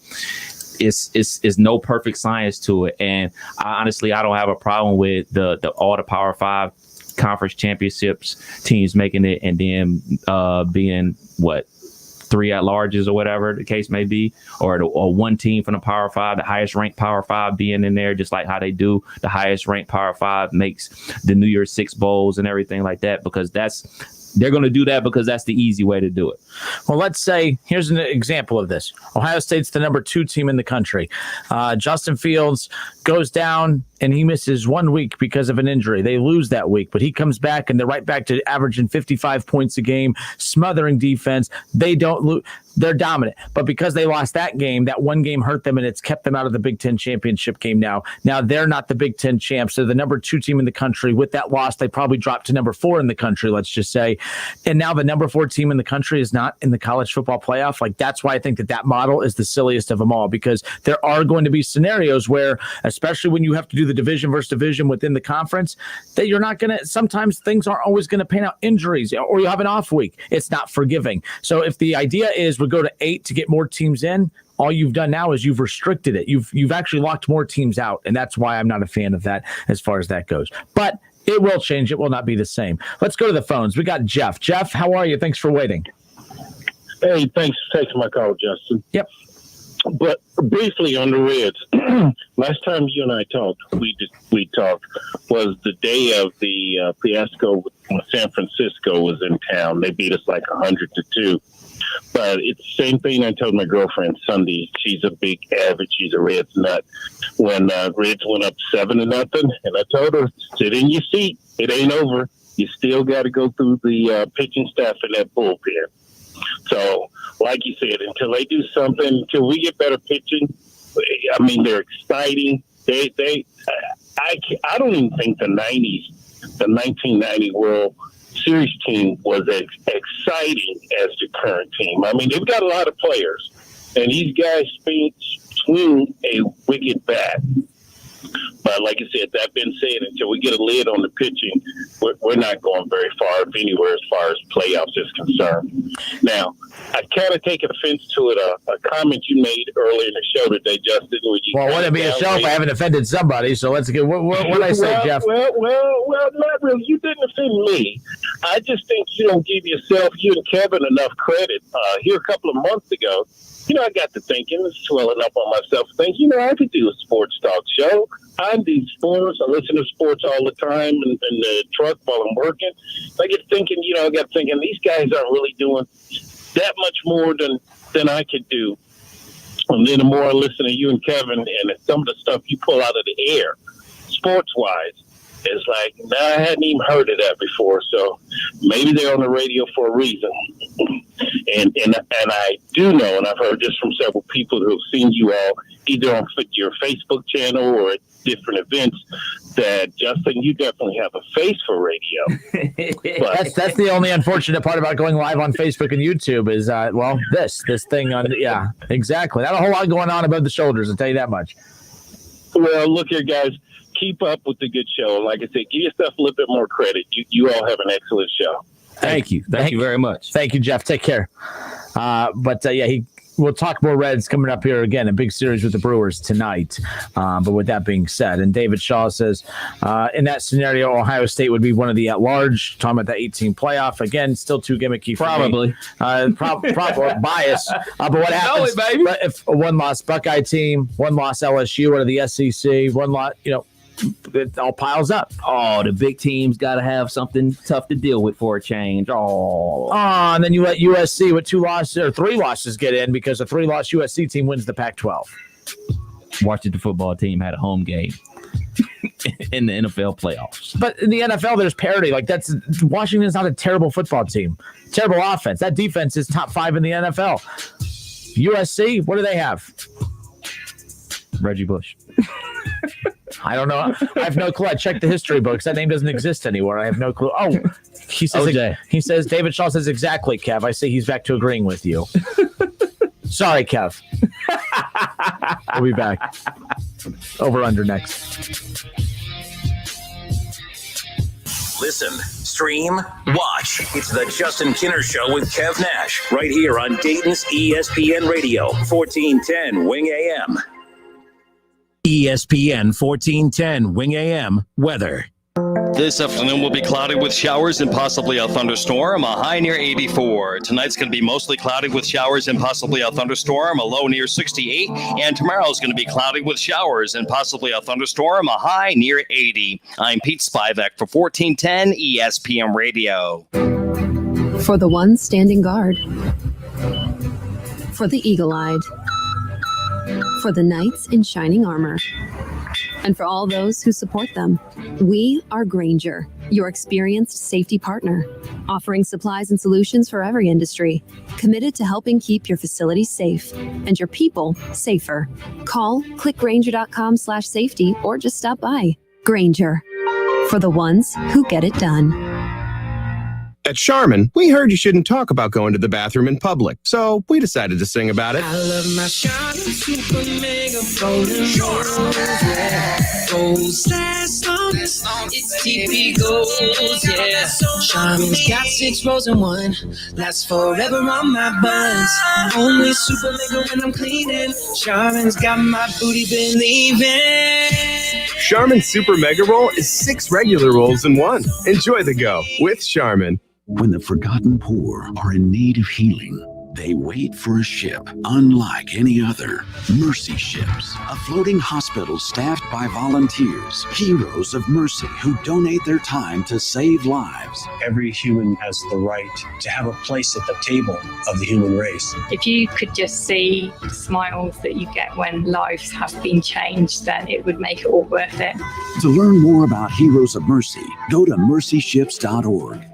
Attention Class A CDL drivers. Looking to be more than just a number? Yoel Transportation in Dayton is looking for drivers with at least 1.5 years experience. Yoel has open positions for no-tarp flatbed drivers and no-touch regional or local van drivers. Yoel is ELD compliant and offers 401k with match, medical, dental, vision, holiday pay, vacation, safety bonuses, and now has a rider policy. Call Rick or Joe at 937-294-5933 and ask about the $5,000 sign-on bonus today. There's never any FOMO with the iHeartRadio app. You won't ever have to miss out on your favorite shows and contests with this radio station again. Radio 24/7, 365. We're here when you want us. Stay connected and listen anywhere when you download the free iHeartRadio app. Celebrate Jewish culture and community. Don't miss a Taste of Jewish Cultural Festival at Temple Israel on Friday, June 11th. During this special drive-through event, pick up food for the family with everything from traditional baked goods to food truck favorites. Enjoy children's activities, crafts, and the joy and inclusiveness of the Temple Israel family. A Taste of Jewish Cultural Festival, June 11th from 4 to 7 p.m. at Temple Israel on Riverside Drive. The last of 3 special drive-through community events. To learn more, visit tidayton.org. Listen to this station anytime, anywhere on Odyssey. Odyssey is your new audio home for all the music, news, sports, and podcasts that matter to you. Odyssey. That's AUDACY. Credit Karma has always been there to help you make better financial decisions. And now, with a Credit Karma Money Spend account, you can be rewarded for good money habits. Plus, when you make a purchase between June 8th and June 30th, you'll be automatically entered to win $1 million. Visit creditkarma.com/winmoney. That's creditkarma.com/winmoney. Instant Karma is sponsored by Credit Karma. No purchase necessary. Exclusions and terms apply. See rules. Banking services provided by MBB Bank Inc. Member FDIC. Maximum balance and transfer limits apply. Research shows that people remember radio ads with repetition. So to help you remember that Liberty Mutual Insurance Company customizes your home insurance so you only pay for what you need, here's a repetitive ad. Okay. Research shows that people remember radio ads with repetition. So to help you remember that Liberty Mutual Insurance Company customizes your home insurance so you only pay for what you need, here's a repetitive ad. Only pay for what you need at libertymutual.com. Liberty, liberty, liberty, liberty. I can't take this anymore. I have nowhere to go. I lost my job. I feel alone. Crisis Text Line is here to help day or night. Text 4HOPE to 741-741 for free and confidential support. Text with a trained volunteer to move from that hot moment to a cool calm. Guys, stop putting your love life on hold. U.S. Pharmacy has some exciting news. If you've been wanting to try Viagra or Cialis, now's the perfect time. Call today and receive 90 little blue or little yellow pills for only $119 with free shipping. Why order some low-dose sildenafil from one of those subscription services when we can give you what you want now? Call 800-990-6271 and we'll rush your order discreetly packaged to your door. Been thinking about trying Viagra or Cialis? Call U.S. Pharmacy at 800-990-6271 for as little as only $119 for 90 pills. Need your package in a hurry? Call 800-990-6271 and ask about our express shipping option, and we'll rush your order to you as soon as possible. Save money on the little blue or yellow pill you've been wanting to try. Again, 800-990-6271 now. That's 800-990-6271. Mattress Firm's best Memorial Day sale ever has been extended for a limited time. Shop and save up to $500 on top-rated brands like Sealy and Sleepy's. Don't miss the Justin Kinner Show with Kev Nash, presented by Kirkland & Summers. Weekdays from 3 to 6 p.m. right here on Dayton's ESPN Radio, 1410 Wing AM.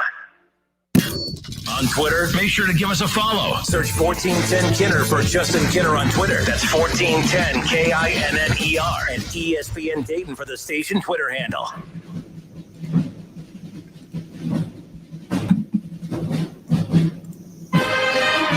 All right, we are back. I'm Justin Kinner. He's Kev Nash. Ohio State's schedule for this upcoming fall, it's crazy to think about. I mean, look, let me pull this up because earlier today, I'm like, okay, we sit here on June 8th. Ohio State opens up the season on September 2nd. I mean, we're not too far off. We're just over 2.5 months away. Like, I mean, that's not too bad, right? We're getting closer and closer. We're not that far off. I'm pretty excited about that. Ohio State opens up the season. Oh no! What'd you kill the music? You got to keep that music going. I mean, come on now. Keep that same energy. Exactly. So Ohio State opens up the season on September 2nd at Minnesota. They have Oregon at the Shoe. The stupid noon kickoff. But besides that, Oregon Ducks at the Shoe Saturday, September 11th. Tulsa and Akron weeks 3 and 4, and then they open up Big Ten play. Well, technically they open up Big Ten play on the first week of the season on a Thursday night. By the way, that's the other weird wrinkle to that. Ohio State at Minnesota on Thursday, September 2nd.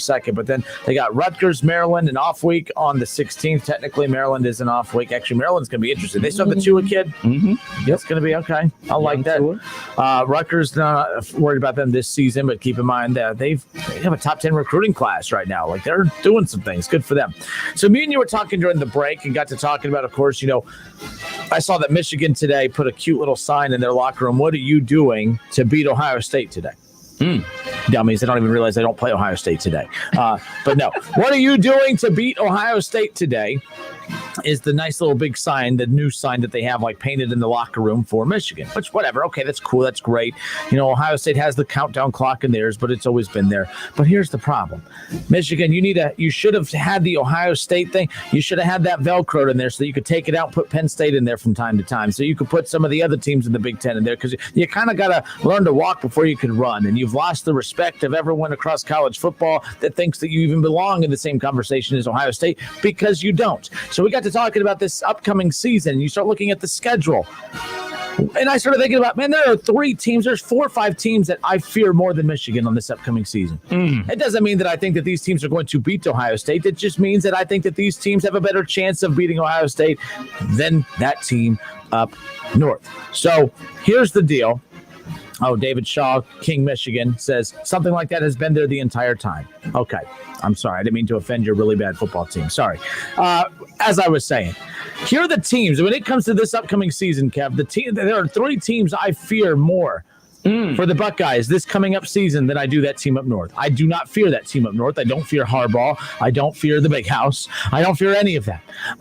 Here are the 3 teams. When you look at the matchups for Ohio State this year. For one, Penn State. Penn State will always worry me more than Michigan. I know no one's willing to say that Penn State's actually more of a rival than Michigan. This past decade, I have feared Penn State more than Michigan. I don't fear Michigan. I think that program has taken a step back, maybe 2 steps back. It's a joke of a program, but good job on extending your head coach. Good job on that, by the way. I fear Indiana more than I do Michigan. We saw what Indiana did at the Shoe last year. Ohio State against Michael Penix Jr. That's coming up this season at Indiana. Okay. I fear Indiana more than that team up north coming up this year. And I can't believe I'm saying this, Kev.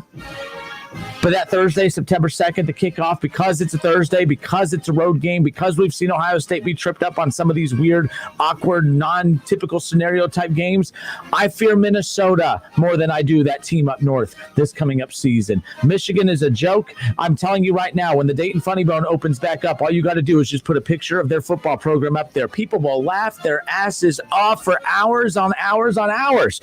I don't fear Michigan. I don't. I fear Minnesota more than I fear Michigan. Minnesota, Ohio State at Minnesota, Thursday, September 2nd. It's an 8 p.m. kickoff. I fear Penn State, of course, because I think that's actually more of a true rival from a competitive standpoint than that team up north. And Indiana, Ohio State at Indiana. Look out, because I think that's going to be more of a threat to Ohio State into the playoff again with C.J. Stroud most likely at quarterback. I don't fear Michigan. If you want a good laugh, just type in Michigan football. You'll get a nice heavy laugh out of that. They're a joke. I don't respect it at all. Oh man, for me, the 3 teams that I fear the most on the schedule for the Buckeyes this year, number 3 for me would be Penn State. And they're returning the Cincinnati kid, Sean Clifford, at quarterback and everything like that. Penn State, they got to get back on track eventually.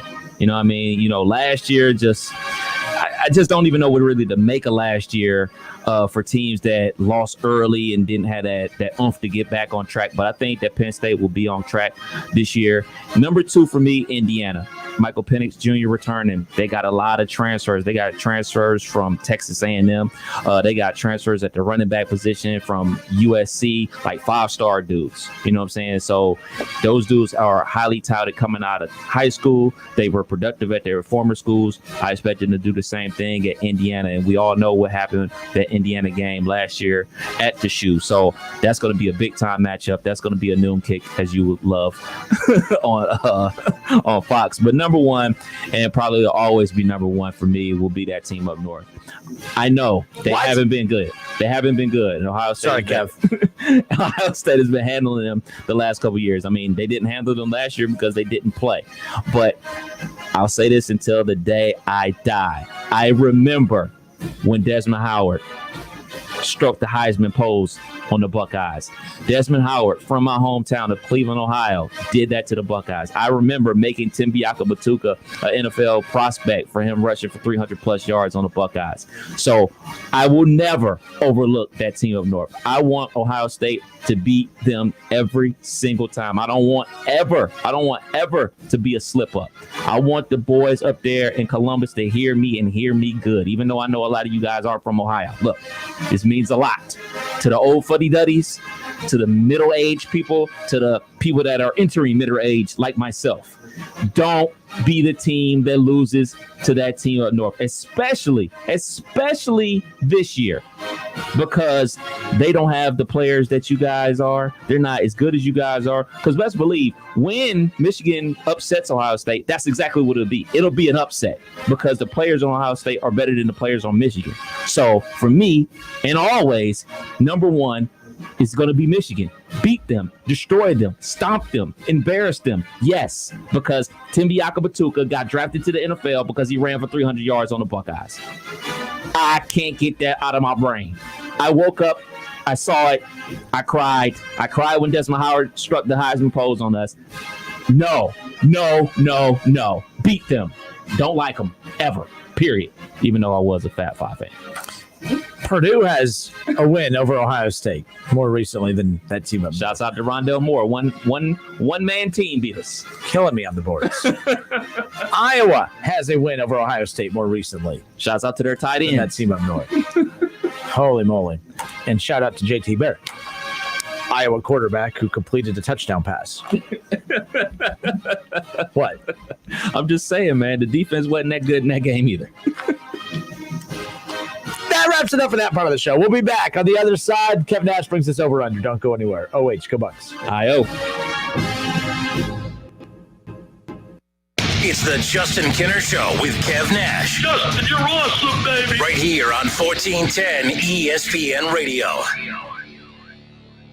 You have empty office space to fill or home office to create. You know what you need. You know what you'd like. But you also have a pretty good idea after you've shopped around the usual places what you need and what you like might not happen. Well, then you haven't been to Charles Larrick's Warehouse Outlet. Nobody has their selection. Nobody has their discounts. And every week there's something new. If you need office furniture, Larrick's Warehouse Outlet can sell it to you for half the price and below manufacturer's selected prices. Half price and below on hundreds of items. Selection from budget to the best. Really, desks from $50 to $5,000. Filing cabinets from $25 to $500. Before you go anywhere else, do yourself a favor and come to Larrick's Warehouse Outlet. With 25,000 square feet of selection, you're not going to go anywhere else. Larrick's Warehouse Outlet at 23 McOil Avenue, Dayton. Open Monday through Friday, 9 to 6. Larrick's, continuing the tradition. Get 5-star tools for your 5-star dad with battery power made by Steel. From mowers and blowers to trimmers and more, with the AK Homeowner Series starting at $199.99, Dad can get the work done quickly and make more time for what really matters. Shop online at steelusa.com/gift guide. Pick up at over 10,000 local Steel dealers. All prices MSRP, includes battery and charger, are available at participating dealers. Dad doesn't quit until the job is done. So get him gas-powered tools from Steel that can keep up with him. From chainsaws and trimmers to blowers and more, Steel has the tools Dad needs. With legendary Steel gas-powered equipment starting at $139.99. Shop online at steelusa.com/gift guide. Pick up at over 10,000 local Steel dealers. All prices MSRP, available at participating dealers. I'm so tired of this car. I've been telling you we need a new one. I know, but we really don't have it in our budget. Well, I heard about this great place called Drive One Car and Truck in Springfield. They say they have dependable vehicles to fit everyone's budget. I'm looking online now on their website, and they have a huge selection of late model, clean, great-looking vehicles. I'm going to call them, and then we can go check them out. Upper Valley Pike and East National Road in Springfield, 505-3653. Online at driveonecarandtruck.com. Let's go. Cordell Transportation is now hiring Class A CDL drivers. $5,000 sign-on bonus. That's right, $5,000 sign-on bonus. Home daily dedicated lanes, no-touch freight. Apply today at CordellTransportation.com. Cordell Transportation, driven to succeed. Don't wait to get a new job. Express Employment Professionals is hiring for more than 35,000 jobs. Find your local Express office at expresspros.com or on the Express Jobs app. Don't miss the Justin Kinner Show with Kev Nash, presented by Kirkland & Summers. Weekdays from 3 to 6 p.m. right here on Dayton's ESPN Radio, 1410 Wing AM. Whether you're at home, at work, or in your car, tune in to ESPN 1410 Wing AM or stream us live at wingam.com.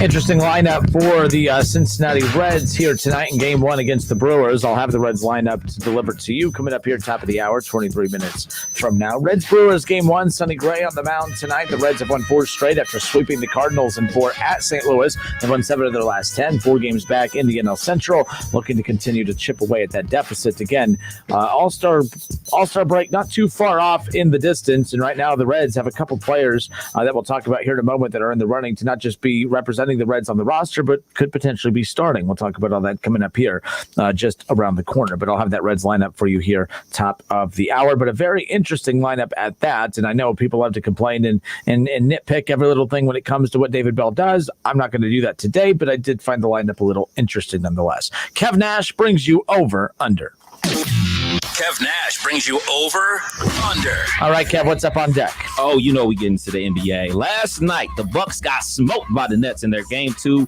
matchup. Over or under 1.5 wins for the Bucks getting in the rest of the series as it heads back to Milwaukee. I moved to your left just a tad, just to be on the camera. There you go. So you said over under 1.5 wins for the Bucks getting, now that the series heads to Milwaukee. Look, this has been a very ugly series. And I know, look, the whole dynamic of the league shifted when the Golden State Warriors disbanded. Not disbanded, but when Kevin Durant left.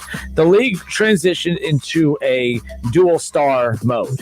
It was all about the big three from the time that LeBron James and Dwayne Wade and Chris Bosh had all teamed up in Miami in the early 2010s. Technically you already had a big three in place with Manu Ginobili, Tony Parker, and Tim Duncan, but that wasn't as, didn't have as much star power as what we saw in Miami. But from that point on, it was all about trying to load up your roster to go at the big three in Miami. That was the goal. In fact, the only team that could match up with the Miami Heat at that time was the San Antonio Spurs, who had their big three. No other team really could get there. Technically, if you notice all the teams that the Heat ran into in the finals outside of the Dallas Mavericks, they all had a big three. You look at the Oklahoma City Thunder at the time. They had James Harden. They had Russell Westbrook. They had Kevin Durant, all in their infancy stages of their breakout year before that roster ultimately got kind of broken up. But it took the big three to knock out the big three. So while everyone's beating up on Giannis Antetokounmpo, he plays on a very, very good team. We picked Giannis and the Bucks to have a good chance because they played really good basketball. They've kind of been that silent assassin off in the distance. But yes, I know people want to keep focusing on the fact that, there's no James Harden and they're still getting their asses kicked. The teams are built right now to have 2 stars on a roster. The Bucks have 1. The Nets have 3. They're down to 2 right now, and they're still taking care of business. I think we gave too much credit to the Bucks. It's easy to say that now. Of course, they're down 0-2. They've lost both games 1 and 2. I don't think they win a game in this series. I think they get swept. That's how dominant the Nets have been. Giannis has, don't want to say he has zero help, but keep in mind, the Bucks are set up old school. They're set up like the 90s with your one typical star with a very, very good surrounding cast. I know that the Jazz had Karl Malone and John Stockton, the Bulls, Pippen, and Jordan. But typically, you'd run into very good teams like the Milwaukee Bucks who had that one centerpiece, and then you would go at them like that. The Bucks are built different. They're not a bad team. Giannis isn't a bad player. But, man, this Nets team is something else, and I didn't want to give Kyrie credit. I can't stand Kyrie, but you know why I couldn't stand Kyrie? It's because he's talking smack this year, and he's backing it up. In the past, he'd talk a lot of smack, and he couldn't back it up, and that's what was driving me nuts when he would leave Cleveland to go to Boston. I don't want to be LeBron's little brother. I want to go, I'm my own guy. I'm why we won that championship. Then he goes to Boston, a playoff team, Eastern Conference Finals. They regressed. They got worse. Everywhere he went after that, they got worse. Well, now all of a sudden, the Nets, the first year without Kevin Durant, they got worse. But now he's playing alongside Kevin Durant, arguably the second best player in the game right now, and his game's at a whole other level. This Nets team, I didn't want to buy into the fact that they didn't have a lot of chemistry. They didn't have a lot of good side pieces, but you know what? They're freaking good. Too many people beating up on Giannis and the Bucks. This isn't a Giannis problem. This is a Bucks problem. You have a superstar. Take advantage of that. Get him somebody. I don't care how you got to do it. We talked about this with Portland and with Dame Lillard. You got to get these guys stars because you know who gets punished for it? The legacies of these guys. We're already beating up on Giannis. We've already destroyed Dame Lillard. Not destroyed, but we beat up on it. Why can't his teams get past it? But we give Dame Lillard a little bit more of a break because we say, he has no help. Well, what help does Giannis have? Is this Bucks team better than Portland? Do you think this Bucks team is better than Portland? You almost maybe say something wrong. Absolutely. I'm not going to say. If they play the series, you're picking the Bucks to win? Sweep. I'm not because it's a guard-oriented league. Sweep. And by the way, you see last night, that's how desperate. If you have to throw the ball into Giannis, you're not a good basketball team. Giannis was bringing the ball up the floor last night. Everyone else disappeared. That's why I disagree with you on that. Like, I like the Bucks. I was with you until 2 games ago. I was with me until to halftime last night. I was like, all right, man, one game, they blew out the Heat and everything like that. They were just rusty. You know, the guy that I cape for a lot on that team is Chris Middleton, because I think he's a lot better than a lot of people give him credit for. He's been absolutely god-awful. My guy, Drew Holiday, has been bad as well. You know, he's supposed to be a defensive stopper. Kyrie's is getting buckets all over the place. They got a lot of good players on that team, and it just, you know, the Nets are just coming in waves right now when the three ball is just falling. Like, everything is falling. Like, when Kevin Durant misses a shot, I'm surprised right now. And it's not like, oh, Giannis isn't like playing good defense. Like, he's right there. He's right there in his pocket. Big, tall, lanky, contesting him. And it's just the simple fact that Kevin Durant is probably the most skillful basketball player I've ever seen in my life. I'm not giving up, man. I'm going with the over, man. I say that the Bucks get these 2 games at home. I'm going to go with the Bucks to get these 2 games at home, man. There's no way in the world that they can get swept. No way a player of Giannis's caliber gets swept. The role players on that team got to score buckets for them. I'm going to say Milwaukee gets 2 games at home and then eventually losing 6, though. But I'm going to say they're going to get 2 games in this series. Get Dame with Giannis. Either get Giannis in Portland or Dame in Milwaukee, or get them in LA. I don't care what the hell you got to do. Whatever the trend is in the NBA. Here's the problem with Giannis. I feel better about the Portland Trailblazers being able to win a playoff series against the Bucks because it's a guard-oriented league. You win games with the ball in the hands of your best player, of your best guard. Giannis is their best player. That's their problem. And that's not a knock against Giannis. He needs someone as good, if not better, next to him. Kyrie's a really, really good player. He can't be the number one. I don't think Giannis can be the number one. I think Dame could be the one. I think he is the one. That's not a knock. Sorry, that's not a knock at Giannis. I just think he needs a number one. That's what I said when James Harden was on the market to get a fat suit. Do everything you got to do to get him there, because have Giannis as the finisher, and that's what they've been doing in crunch time with Chris Middleton. Basically, you know, since Chris Middleton can do more than dunk the ball, he can hit jump shots. So, you know, they're using Giannis as the picker instead of the guy with the ball and initiating the action. So you're right. They got to do something, man. Like, as big as a fan of Drew Holiday and Middleton I am, they need a super elite superstar to take them to the next level, because, you know, Giannis is just not skilled enough. Like, he's a great player, he's good and everything like that, but like skills, he doesn't scream skills to me. Kevin Durant says skills. That should be his name, skills, because it's just so lethal, man. It's just unbelievable watching him, man, playing one-on-one basketball. Yeah, and like, keep it like, that's not a knock. Like, so Joel Embiid in Philly, they can't win a championship with him being their best player. Like, people say what about Ben Simmons, but I think he actually drives that bus more than Simmons does, but they complement each other perfectly. Kevin Durant and Kyrie complement each other perfectly. James Harden's just a freaking cherry on top. Imagine if he is playing this series. Holy crap. Joel, you can't win a championship with Joel Embiid being your best player. It's not a knock on him. You can't win a championship with Giannis being your best player. That's not a knock on him. There's just certain players you can't win a championship with them being your best player. But I do think that they are the perfect Robin. I think that even Robin has a negative connotation to it. They are the ultimate partner, I guess. But Giannis needs somebody else. You're not going to win a title with him being the best player there, because there's not a lot of players that are less than him or, you know, better than him, but they need one of those guys to come in there. I just don't think that's going to happen. I just think that some players need that Robin or need that Batman to come in and save them, and it is what it is. You could argue with Dwayne Wade. Just say he was the Batman with Shaq, but him and Shaq complement. That was the perfect blend. That's what worked in LA of Kobe and him. It was a dominant guard and a dominant big. You have a dominant big in Embiid and Ben Simmons. I still think Simmons, they need a better guard with Embiid. I don't think Philly wins the title as is, but I think you put a dominant guard, a Dame Lillard with Giannis, that's the favorite out of the East easily, or the favorite in the West. I'll take them over the Nets. That's how confident I would be in Dame Lillard and Giannis together. And you know how much I love Dame time. Number 2, the point guard. CP3 was a maestro last night, leaving the Suns over the Nuggets, giving them a 1-0 lead in their series. So this is kind of different for us. Over or under 4 more seasons played for CP3 at the age of 36 right now? I'm going to say the under. I think the dude's playing fantastic. I mean, the fact that his name wasn't involved in the MVP conversation more was just a little head scratching to me. My opinion on him has totally shifted, because when the dude's healthy, this Suns team was okay last year. they're great this year, and the roster's not that much different than last year, other than this individual right here. And they go from looking like a up and coming, skillful team to a veteran-led, experienced team. And he's the only real experience that they have. I mean, without him, it's Devin Booker and DeAndre Ayton, and they're just good. They have a good big, they have a good, score. But Chris Paul is that missing link that kind of links them all together. I mean, I like their chances, to win this series and to get to the NBA Finals. But my God, if they run into that Nets team, it doesn't matter who's coming out of the West. That Nets team is freaking stacked and loaded.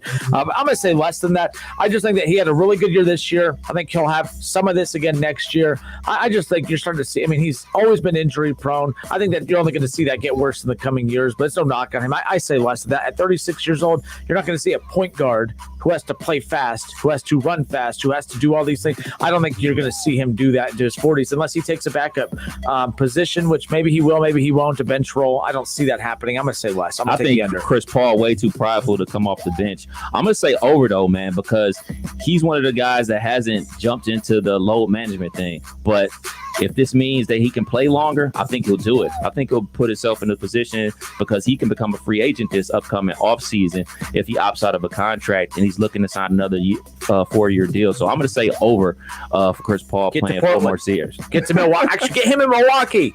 I like him in Philly. I like him in with the Suns. Yeah, man. Is what it is. Yeah, so I'm going to go with the over for CP3, man. Number 3, Aaron Rodgers has officially pulled a no-show at Packers' mandatory minicamp. So, over or under 12 starts for Jordan Love this season? Under, and here's my hottest take of the day. Stop the Jordan music. Love will not play a game for the Green Bay Packers. He is a constant reminder. Like, Aaron Rodgers, I think, is just playing a game here. I'll tell you a story. Nora and I got in an argument earlier in the week, or early last week, over something really, really stupid. I can't even tell you what it was. It was so dumb and so little. We went a whole 24 hours without talking. Now, knowing me, I'm a pain in the ass. I'm like, I just went a whole day without talking to her. I'm going to see if I can make it 2 days. Oh, my God. So I went 2 days without talking to her. And then I went 3, and Nora came out and said something to me, and I didn't respond. And she goes, "Oh, you're still playing this, huh?" Then she walked away, and she was laughing at me, and then I started laughing, and then we were good. But I'm a stubborn pain in the ass. I was like, man, I just made it a whole day without talking to her. I'm going to see if I can make it 2. No reason. There was, there's no big. You know how petty I am. I was like, I just made it a whole freaking day without talking to her. I'm going to see if I can make it 2. It was a weird little game, is what it is. So that's Aaron Rodgers right now, and right now it's just, I think this is a game. But the problem is Aaron Rodgers is winning from a publicity standpoint. I know that some of the Packers fans have turned on Aaron Rodgers, but let me ask you this. Would you rather have your home fans love you and everyone else hate you, or everyone else love you and your home fans hate you? He's as good as gone out of Green Bay anyways. Who cares if your fans hate you? Right now he's winning. And Jordan Love going out there and failing, like the Packers lucked out that Aaron Rodgers was a top 10 player of all time replacing Brett Favre. They didn't know it at the time, but they lucked out that he looked the part. Jordan Love does not. All the reports I read today is that he threw an interception on one of 2 of his 2-minute drills, and the other one he overthrew on a 4th and long. So whatever that means, I know it's camp, but those, they don't look good. I heard Colin Cowherd talk about this today. Remember when the Bengals had Joe Burrow last year, his rookie season? They were leaking stuff. He's untouchable. He's amazing. He doesn't look like a rookie. All the teams do that with it. Green Bay's not doing that. They're not even letting him talk to the media. I think that it's not working out. He's not getting better. And I don't think that the Packers, who are a prideful unit, they would rather let their MVP quarterback walk than to do everything they can to keep him. They care about their image and how they look. Jordan Love will not play a game for the Packers. Preseason, maybe. He will not be the starter. They'll figure it out. They'll figure Blake Bortles? Hey, he's a playoff quarterback. I'm just saying, my whole point on this is that the Packers, every interception that dude throws, every incomplete pass, every bad play, the owners know, or the GM and Gutekunst, they know they're being laughed at. They know they're being mocked and made fun of. If Bortles throws an interception, whatever, it's Bortles. But Jordan Love is viewed as the guy, as the reason Aaron Rodgers isn't here anymore, even though that may not be the case. That's why I'm being very hot take-ish here. 0. He will not play. He will not start a game for the Green Bay Packers. Dang, I'm going to go with the under as well. I'm going to say he starts around 6 games. Let's say him and Blake Bortles going to split it, because there is zero chance Aaron Rodgers suits up for the Green Bay Packers again. Yep. The main question I want to know about Aaron Rodgers, how long is it going to take post his retirement for them to put his name up in lights, retire his jersey? Because it took 5-6 years after Brett Favre retired for the Green Bay Packers to welcome him back to Lambeau Field. So if that took that long for Brett Favre, was it going to take like a decade or two before they welcome him back? Because this is going to end bad, and I'm going to stand on it. I'm going to stand on he's going to end up with the Denver Broncos like a week before the season starts. Like, they're going to make it absolutely the worst way possible for him to show up to that team. Like, look, man, we're going to give him zero chance to get any reps with anybody. We're going to make it so bad that he can't even start the first game of the season. He's going to have to, like, miss the first 2 games, getting caught up on playbooks and getting acclimated with his new team and everything like that. So I'm going to go with 6 games started for Jordan Love with the Green Bay Packers this year. So that's an under for me. All right, and on to the last one. Ooh, yeah, this is a good one. Major League Baseball, their All-Star game is just 2 months away. So the Reds have a few candidates that are potential All-Stars. Over or under 2.5 Red players being representative for the Cincinnati Reds at the 2021 MLB All-Star game. Well, at 2.5, like, I'm going to take the under because it's going to be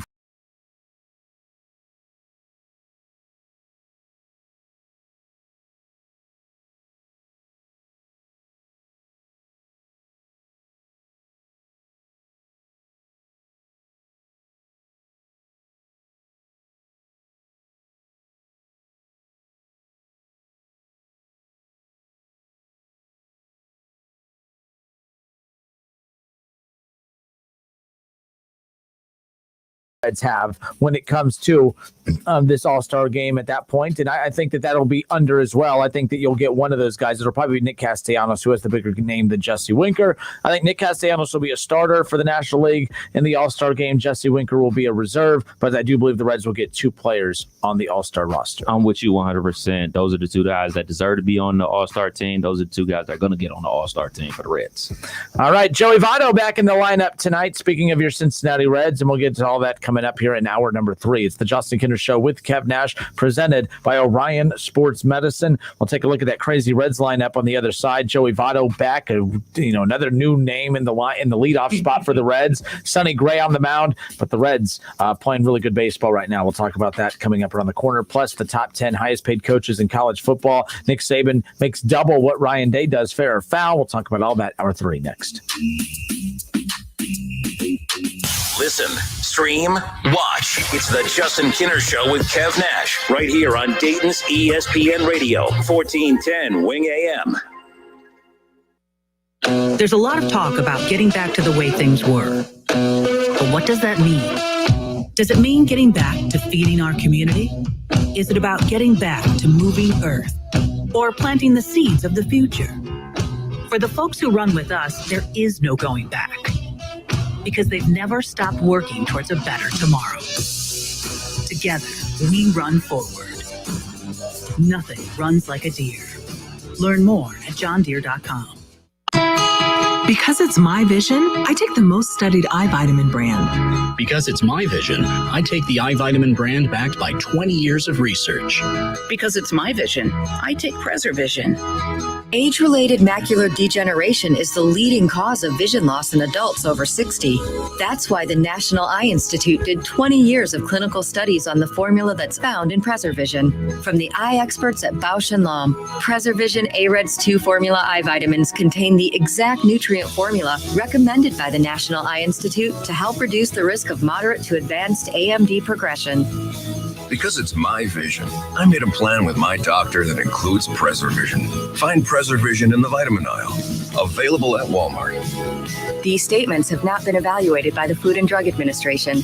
This product is not intended to diagnose, treat, cure, or prevent any disease. Cordell Transportation is now hiring Class A CDL drivers. $5,000 sign-on bonus. That's right, $5,000 sign-on bonus. Home daily dedicated lanes, no-touch freight. Apply today at CordellTransportation.com. Cordell Transportation, driven to succeed. Have you heard about the Clerk of Court's dedicated help center? If you're looking for legal information or just want to know what programs and resources might be available to you, they can help. The help center cannot provide legal advice, but they can provide legal information on a variety of topics, including record sealing, protection orders, identity theft, and more. Access is free and no appointment is necessary. Visit courthouse2u.com to learn more. Brought to you by Montgomery County Clerk of Courts, Mike Foley. Don't wait to get a new job. Express Employment Professionals is hiring for more than 35,000 jobs. Find your local Express office at expresspros.com or on the Express Jobs app. Well, Jason, I've got to tell you, you're pretty much everything this company is looking for in an entry-level candidate. Great. Your resume isn't quite what we're used to, but you've got a fantastic work ethic. Thank you. And I'm impressed by how you carry yourself. So, should we talk about the job? Oh, what? The job? Oh, sorry. Yeah, I have no way of recruiting or even meeting you. This interview didn't happen. It may sound ridiculous, and that's because it kind of is. There's a huge pool of talent your company is missing out on. Meet the grads of life. Who are they? Talent worth knowing about. Young adults of unique determination and experience. An ideal fit for your company in an entry-level position, internship, or even mentorship. They might not have every qualification you typically look for, but they're exactly who your company needs. Man, we really could have used him. Don't miss out on a resource many innovative companies have already discovered. Go to gradsoflife.org to learn how to find, cultivate, and train this great pool of untapped talent. Brought to you by the Ad Council and gradsoflife.org. Attention men under the age of 35. You know what really impresses the ladies? When a guy has a few drinks and later gets pulled over for buzz driving. That could cost you around $10,000 in fines, legal fees, and increased insurance rates. There goes let's grab dinner and a movie. Oh, I know. You drive more carefully when you're buzzed. You've proven that hundreds of times. A woman admires that kind of confidence. And you've practiced how to speak if a cop does pull you over. Slowly, clearly, and politely like, "Good evening, officer." A woman admires that kind of foresight. And what woman doesn't find it adorable that you call it buzzed even though the law calls it drunk? You can kiss $10,000 goodbye, along with any chance of having a girlfriend. Because nothing says, "I'm a catch," more than a guy who lives in his parents' basement and calls it my place. Buzzed, busted, and broke. Because buzz driving is drunk driving. A message from the National Highway Traffic Safety Administration and the Ad Council. There are many ways to catch the Justin Kinner Show with Kev Nash on 1410 ESPN Radio, weekdays from 3 to 6 p.m. You can catch it live right here on 1410 Wing AM, or you can stream the show at wingam.com. But now we have another way that you can take in the show. You can now watch the Justin Kinner Show with Kev Nash live on ESPN Dayton's Facebook page. Listen, stream, watch. It's the Justin Kinner Show with Kev Nash, weekdays from 3 to 6 p.m. on 1410 ESPN Radio. All sports, all the time. This is 1410 ESPN Radio. WYNG 1410 Dayton, Dayton's ESPN Radio. It's live, it's local, it's the Justin Kinner Show with Kev Nash, presented by Kirkland and Summers. It is the Justin Kinner Show with Kev Nash, and Justin Kinner is not here. Bathroom break? We don't know, but the show must go on. Oh, there he is. Glad you could join me. You keep stalling. I ain't stalling. You're here. Let's rock. Well, yeah. Oh, yeah. I don't have the run sheet, so I don't know what we're about to talk about. I don't have a run sheet either way. I just, as they say, this is WING, and we are just winging it here. Facts. That was Schlemmer's old podcast when he worked here. He did the old Just Winging It podcast, so I always thought that was kind of a good kick out of that. So we welcome you back, Hour 3. It's the Justin Kinner Show with Kev Nash, presented by Orion Sports Medicine. Hope everyone's had a great day. I see some clouds are kind of circling the area, so there's that. So it's funny, I went to Pensacola this past September, had that huge hurricane. We had no water, no power. And it's funny, some of the group that we went to Pensacola with, one of my best friends just texted me, said, hey, that some of the group stayed back. They're in Pensacola right now, again, staying at the exact same place that we stayed at during the hurricane. Okay. Some fishy weather going on over there. A lightning bolt struck, and they're without power and water again. Like, that's exactly how we left Pensacola last year. And They get there, they get set up, they go during non-hurricane season, and still end up. So I feel for them, but you have to laugh at the irony of all of it, right? Like, it's just that maybe that's a sign that, like, maybe you shouldn't. I don't know.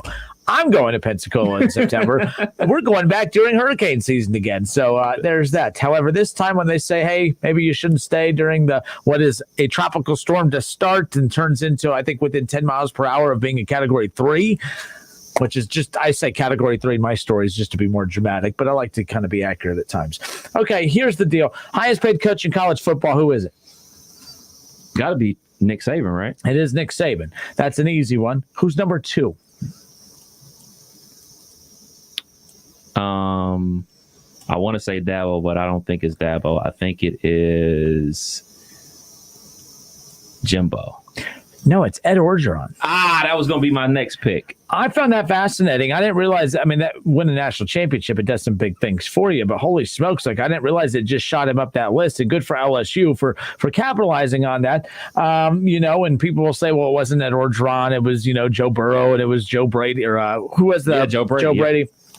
But Dabo Swinney comes in at number 3 with Jim Harbaugh coming in at number 4. Jim Harbaugh moved down that list because they restructured his contract. And he got an extension, but usually that sounds like, oh, that's great, that's all. But he took less money to get the extension because, well, he hasn't been living up to the hype of what the Harbaugh era was supposed to be. In fact, it's been very underwhelming. Let's just put it that way. Jimbo Fisher comes in at number 5. So Ryan Day, since taking over for Urban Meyer, back-to-back Big Ten championships, top 2 recruiting class in every year that he's since taken over, college football playoff in every year since he's taken over. He's not in the top 5. Right. Buckeye fans are losing their minds. They're very upset. Now, this list is coming. Of course, it's not. It was a graphic that 24/7 Sports put out. College football's highest paid coach, and this is via USA Today.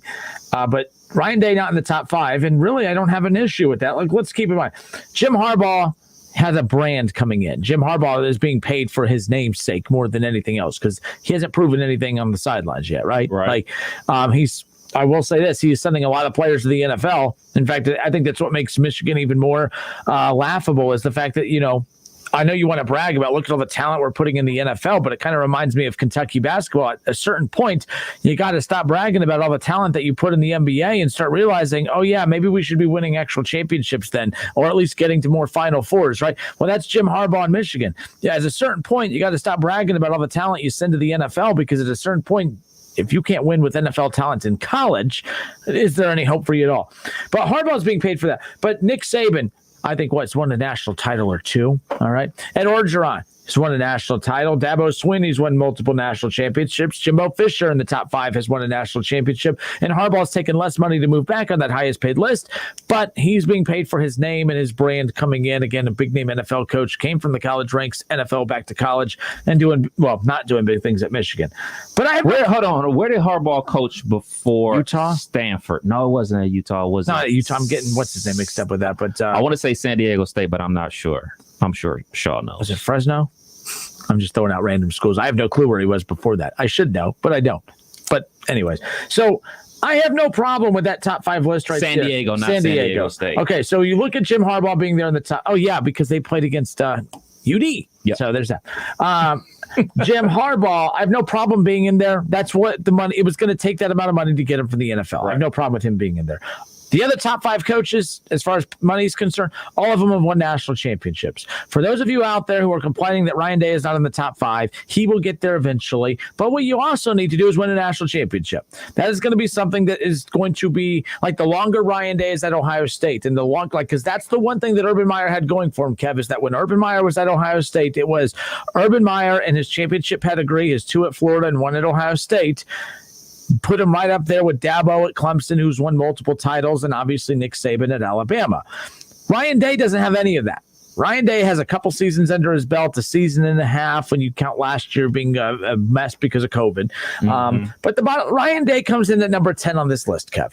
He's in the top 10. Right. He's one of the top 10 highest paid coaches in college football. He makes $5,651,000. Okay. That's a pretty, good for him. I'm not feeling bad for him. Right. Unless he goes to Pensacola, his lights are on at home. So I'm just saying. Dan Mullen comes in at number 9. He was paid more than Ryan Day, but Dan Mullen's been around longer than Ryan Day. Dan Mullen recruits really, really well. They win a lot of games. They play in the SEC, and it's much tougher in the SEC than the Big Ten. Gary Patterson at TCU. And he was an offensive coordinator of 2 national championship teams. So there's you're bringing stuff to the table as far as that goes. Not that Ryan Day is not. Ryan Day just needs to get a little bit more experience. I think that money is going to shoot up. But Gary Patterson at TCU. Here's a pattern here. Like when you look at the money that like Braum makes at Purdue, and you look at, you know what I mean, like some of those schools in the Big Ten. And what did Northwestern's coach? What did he just get? He got paid pretty good. Gerald, he just made a nice payday. I'm not sure what the contract was worth, but it's a good payday. Now it's all within the same ballpark of what Ryan Day is making. I think within $1 million. Okay. Now those guys are getting overpaid, but that's because at programs like that, you're not going to get the Nick Sabans. Northwestern will not get a Nick Saban. Northwestern and Purdue will not get a Dabo Sweeney or an Ed Orgeron or a Jimbo Fisher. So when you have a coach that comes and even has a little success with your program, you're going to overpay to keep him. Braum at Purdue is a prime example. He capitalized on the fact that they beat Ohio State that year, and he made bank that very next offseason, right? Mm-hmm. You look at Northwestern, all right? They're doing big things. I mean, they just had 2 players in the top 15 of the first round of the NFL draft. They're in the Big Ten title game. They made Ohio State look very pedestrian. In fact, they almost ruined it for the Big Ten because they put the Big Ten in a situation where they moved they finagled a lot of things to get Ohio State in position to get to the college football playoff, and then Northwestern almost ruined it for them, right? So Fitzgerald's done a fantastic job, but you're going to overpay Fitzgerald because it's hard to win at Northwestern, and he has made a lot of headway there. That's why he got paid. So I'm looking at all this. Gary Patterson at TCU is kind of in the same boat. We're not doing a ton there, but it's hard to win at TCU when you got Texas and Texas Tech and a lot of other Baylor and a lot of other bigger programs you're going up against. So I have no problem with TCU paying him that much money because who else are you going to get?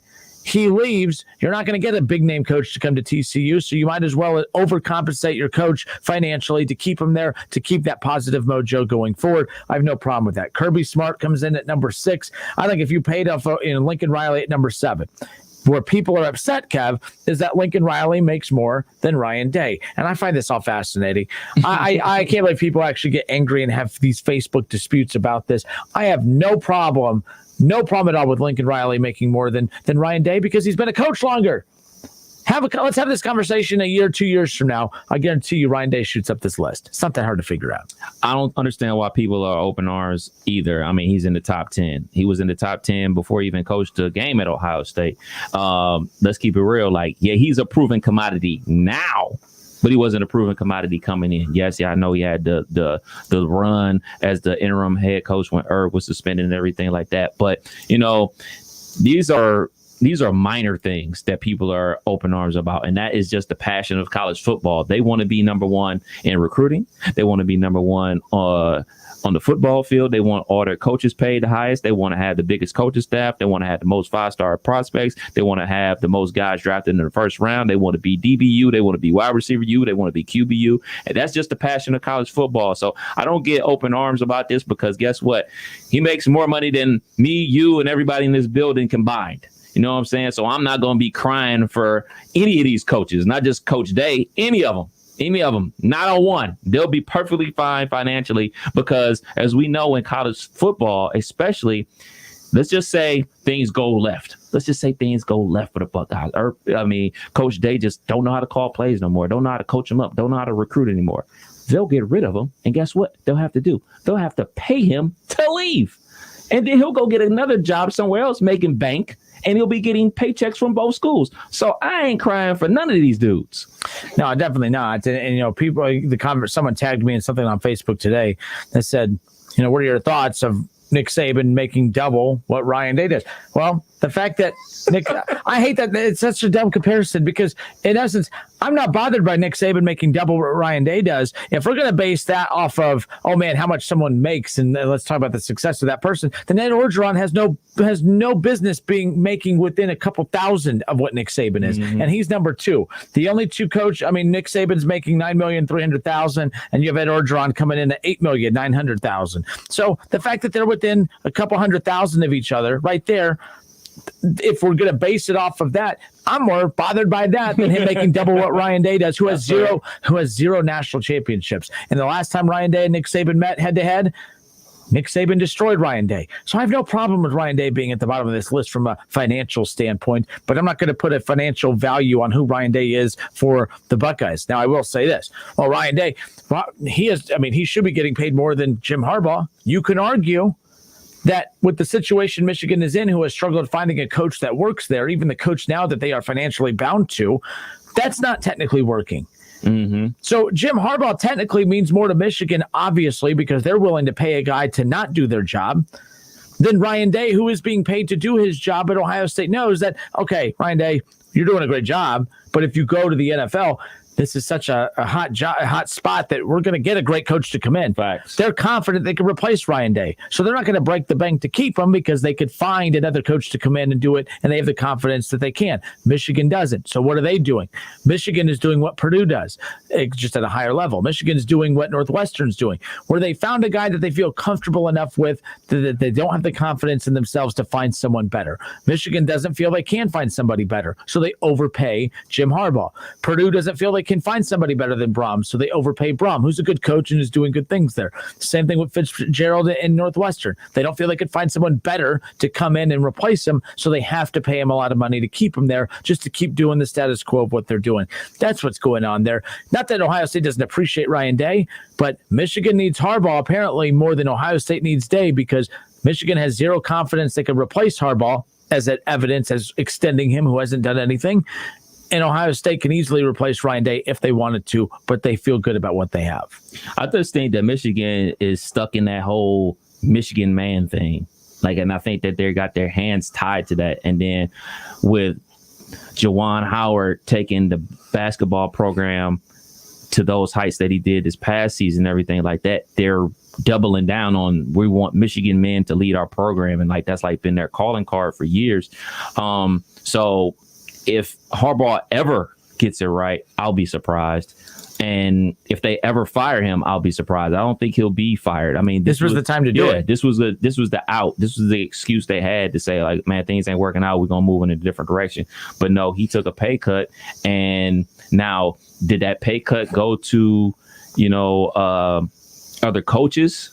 For the coaching staff, that I don't know. Funnel money to players, I'd try that. I mean, you're out of options at this point. That would help as well. So for me, it's just a simple fact of Ohio State. We already know that Ryan Day is going to break the bank. It's just a matter of when. When they win the national championship, that's when they'll break the bank for him. That's when he'll be paid top 5, top 3 money. But we haven't won it, because best believe if they would have beat Alabama back in January, he would be top 3 right now. We know that. So him at 10, oh my goodness, is fine. I do want to hear from people that are bent out of shape about this. I want to know why. Why are you bent out of shape about this? Keep in mind, too, Urban Meyer was making under $8 million. Urban Meyer would be he would be coming in above Jimbo Fisher. So Urban Meyer would be if he was still at Ohio State, based on what he was making when he retired, he was making $7.6 million, Kev. That's only $2.5 million more than what Ryan Day is. And Urban Meyer has 3 national titles, one of those at Ohio State, on top of the recruiting foundation that he laid for Ryan Day to come in. So, yeah, the fact that you're even within a couple million of what Urban Meyer did at Ohio State says, look, I can't believe I'm even spending this much time on it. I think it's a dumb topic to talk about the money that a coach is making. Good for Ohio State. That means that Ohio State's they're very good with their money, right? The fact that you have Ryan Day for $5 million and you can't say, and you look at the job that he's doing compared to Nick Saban, the best of all time, and you have him at half the price, that says great things about Ohio State. That's called being a good bargain shopper right there. Hey, man, when you're suing your alma mater team from the TBT for, using Scarlet and Gray. Scarlet and Gray, I mean, you can do that. Whenever a team uses D, you send a cease and desist. I mean, it's Ohio State, baby. All right, keep in mind, too, and like I said, and Ryan, if Ohio State says, hey, we want to give you a $3 million raise, well, holy crap, Kev, I mean, you give him a $3 million raise, he's still not even in the top 5. That's what's crazy about all that. And Ohio State still looks good. So when you were talking to people that were disgruntled about him not being top 5, what did they say? Why are they upset? Well, you can't sit there and say that Ryan Day is not doing what Nick Saban is doing. I'm like, the same coach that just got blown out by 40 or 30 or whatever it was in the national championship game. Ryan Day's a good coach. That championship game didn't mean a whole hell of a lot as far as swaying my opinion on that. I mean, it was a COVID season, good for them for even getting there, because there were so many obstacles in the way from them even having a season, much less having a chance to get to the national championship game. But people make it so basic. Well, he's recruiting the same as Nick Saban and Dabo. He's winning the same as Nick Saban and Dabo. He's getting to the playoff the same as Nick Saban and Dabo. He's getting to the title game the same way as Nick Saban and Dabo. Relax. He's in year 2. He's heading into year 3. He's recruiting his ass off, winning games, winning Big Ten titles, getting to the playoff, getting to the national championship game. It'll come. But people just get so caught up in there's no way we're going to let you convince us that Nick Saban is that much better than Ryan Day. He is. He is that much better than Ryan Day. But that's not a shot at if you're second place to Nick Saban, that means you're still pretty damn good. So how many does Saban have at Bama? 6, right? 6 and 7 total. So maybe he should be getting paid 7 times as much as everybody else. I don't think Ryan Day's underpaid. I think Nick Saban is, to be honest with you. Like I said, Ed Orgeron's within $1 million of him. That's what's crazy to me. They broke the bank for him after 1 season. Willie Hayden says, what's up, guys? Great shirt, Justin. Raider up. # alumni. I saw Schlemmer put on his page today. It was an interesting question. What was a tougher loss for Wright State? Was it the Grand Slam, walk-off Grand Slam loss, bottom of the 9th to Tennessee?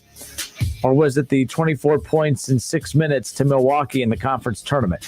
Which loss was more difficult to stomach?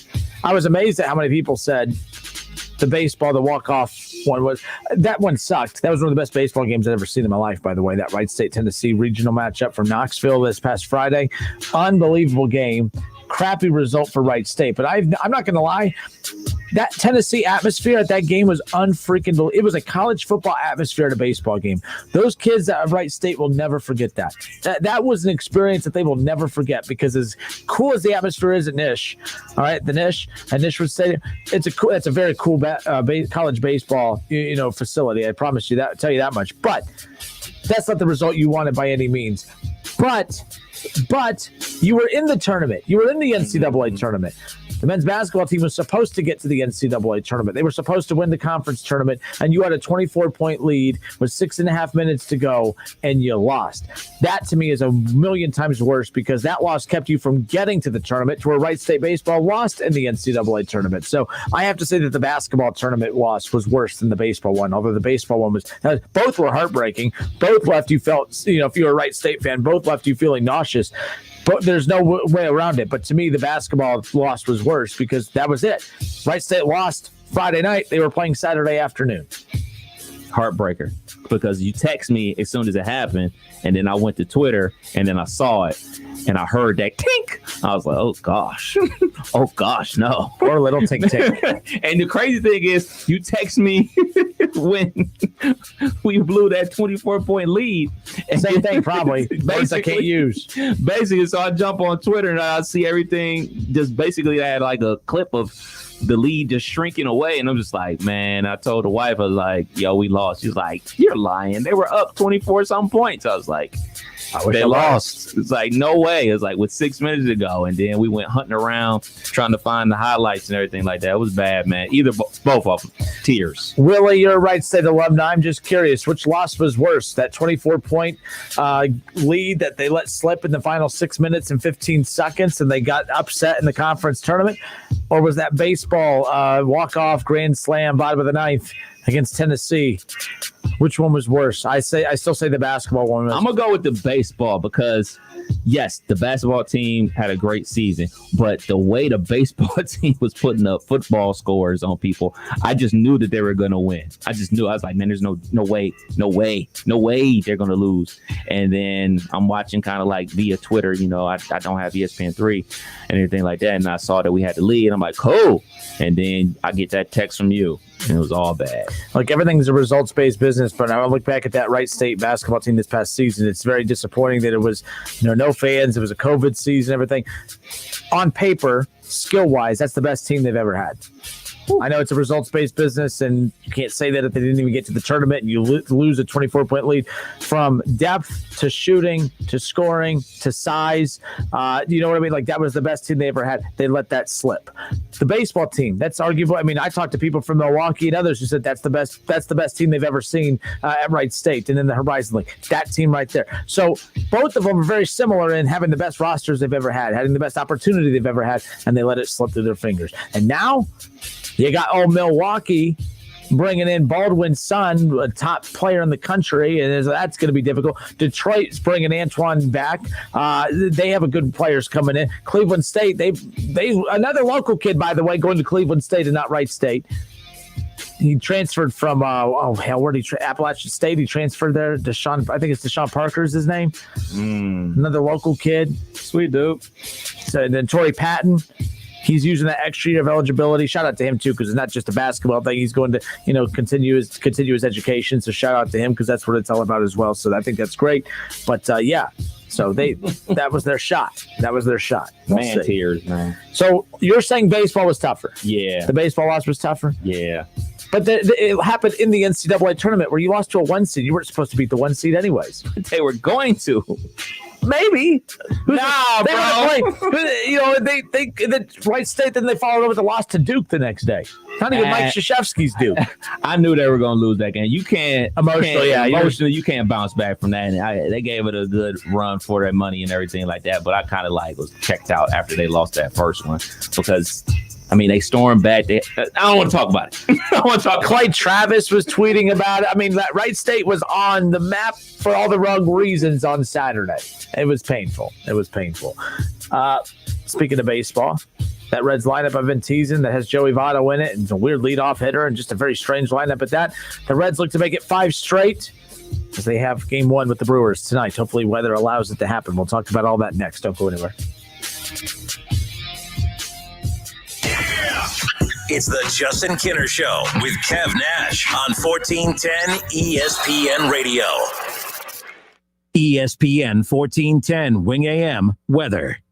This afternoon will be cloudy with showers and possibly a thunderstorm, a high near 84. Tonight's going to be mostly cloudy with showers and possibly a thunderstorm, a low near 68. And tomorrow's going to be cloudy with showers and possibly a thunderstorm, a high near 80. I'm Pete Spivak for 1410 ESPN Radio. Weather brought to you by Cullet Seal Coating, protecting the asphalt surfaces around your home, office, or commercial property. Crack filling, asphalt sealing, and parking lot striping. Find us at culletsealcoating.com. For the ones who know that a little late is always too late, and that the clock doesn't stop just because you're missing a part, Grainger offers supplies and solutions for every industry. And our Keep Stock inventory management solutions help ensure you have the right stuff in the right place at exactly the right time. Visit Grainger.com/keepstock to learn more. Grainger, for the ones who get it done. Hi, I'm Sales Manager Jason High at Germain Honda Beaver Creek, proud recipient of the prestigious President's Award. We are your local Honda dealer, and we invite you to see our newly renovated state-of-the-art facility. You'll be amazed at our selection, and remember, all new Hondas come with a lifetime powertrain warranty. Visit us at Route 35, just east of 675, conveniently located near Wright-Patterson Air Force Base. Germain Honda Beaver Creek, the right car, the right price, the right way. I'll see you soon.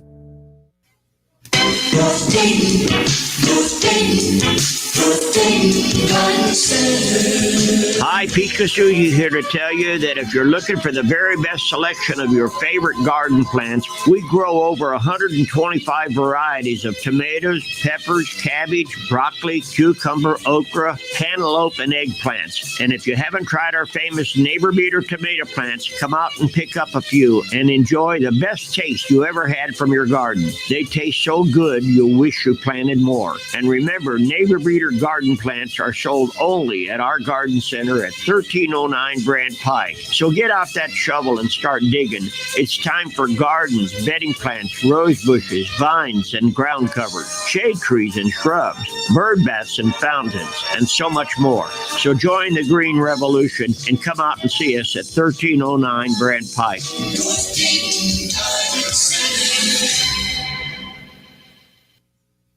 Menards has what you need for an outdoor update. Make your lawn stand out with Scott's Thicker Lawn. It's a combination of grass seed, fertilizer, and soil improver that makes your lawn thick and hardy. A bag covers up to 1,200 square feet. Save 11% on all grass seed, including Scott's Thicker Lawn. Get 11% off everything now at Menards. Good through June 12th. Savings are mail-in rebate. Some exclusions apply. See store for details. Save big money at Menards. If you're like most people, you just don't have time to shop around for a used car. You need Drive One Car and Truck in Springfield. DriveOneCarAndTruck.com is an interactive website that allows you to browse through inventory, get directions, and you can even see how the car's price matches up to the market. And if you have questions, you can just hit the text button and they'll text you right back with all the info you need to make a decision. Set up a time to test drive and hit the application tab and apply for a loan online in minutes. They make it easy. Don't buy one till you've been to Drive One. Drive One Car and Truck in Springfield. Hey, we get it. You don't want to be hearing a Progressive commercial right now, so let us tell you something you do want to hear. You are powerful. You're a warrior who bathes in your enemy's tears. Then you step out of that refreshing tear bath and into a bathrobe that somehow looks good on you. Yeah, you can pull off a robe. There. Don't you feel better? You'll also feel better when you save money for driving safely with Snapshot from Progressive. Savings you can use to buy more robes. Progressive Casualty Insurance Company and Affiliates. Snapshot not available in California, North Carolina, or from all agents. Napa know-how. Some things just go better together, like a 5-quart jug of Napa full synthetic motor oil and a platinum filter for $26.48. It's like bacon and eggs, hot dogs and mustard, or Joni and Chachi. Ask your dad about it.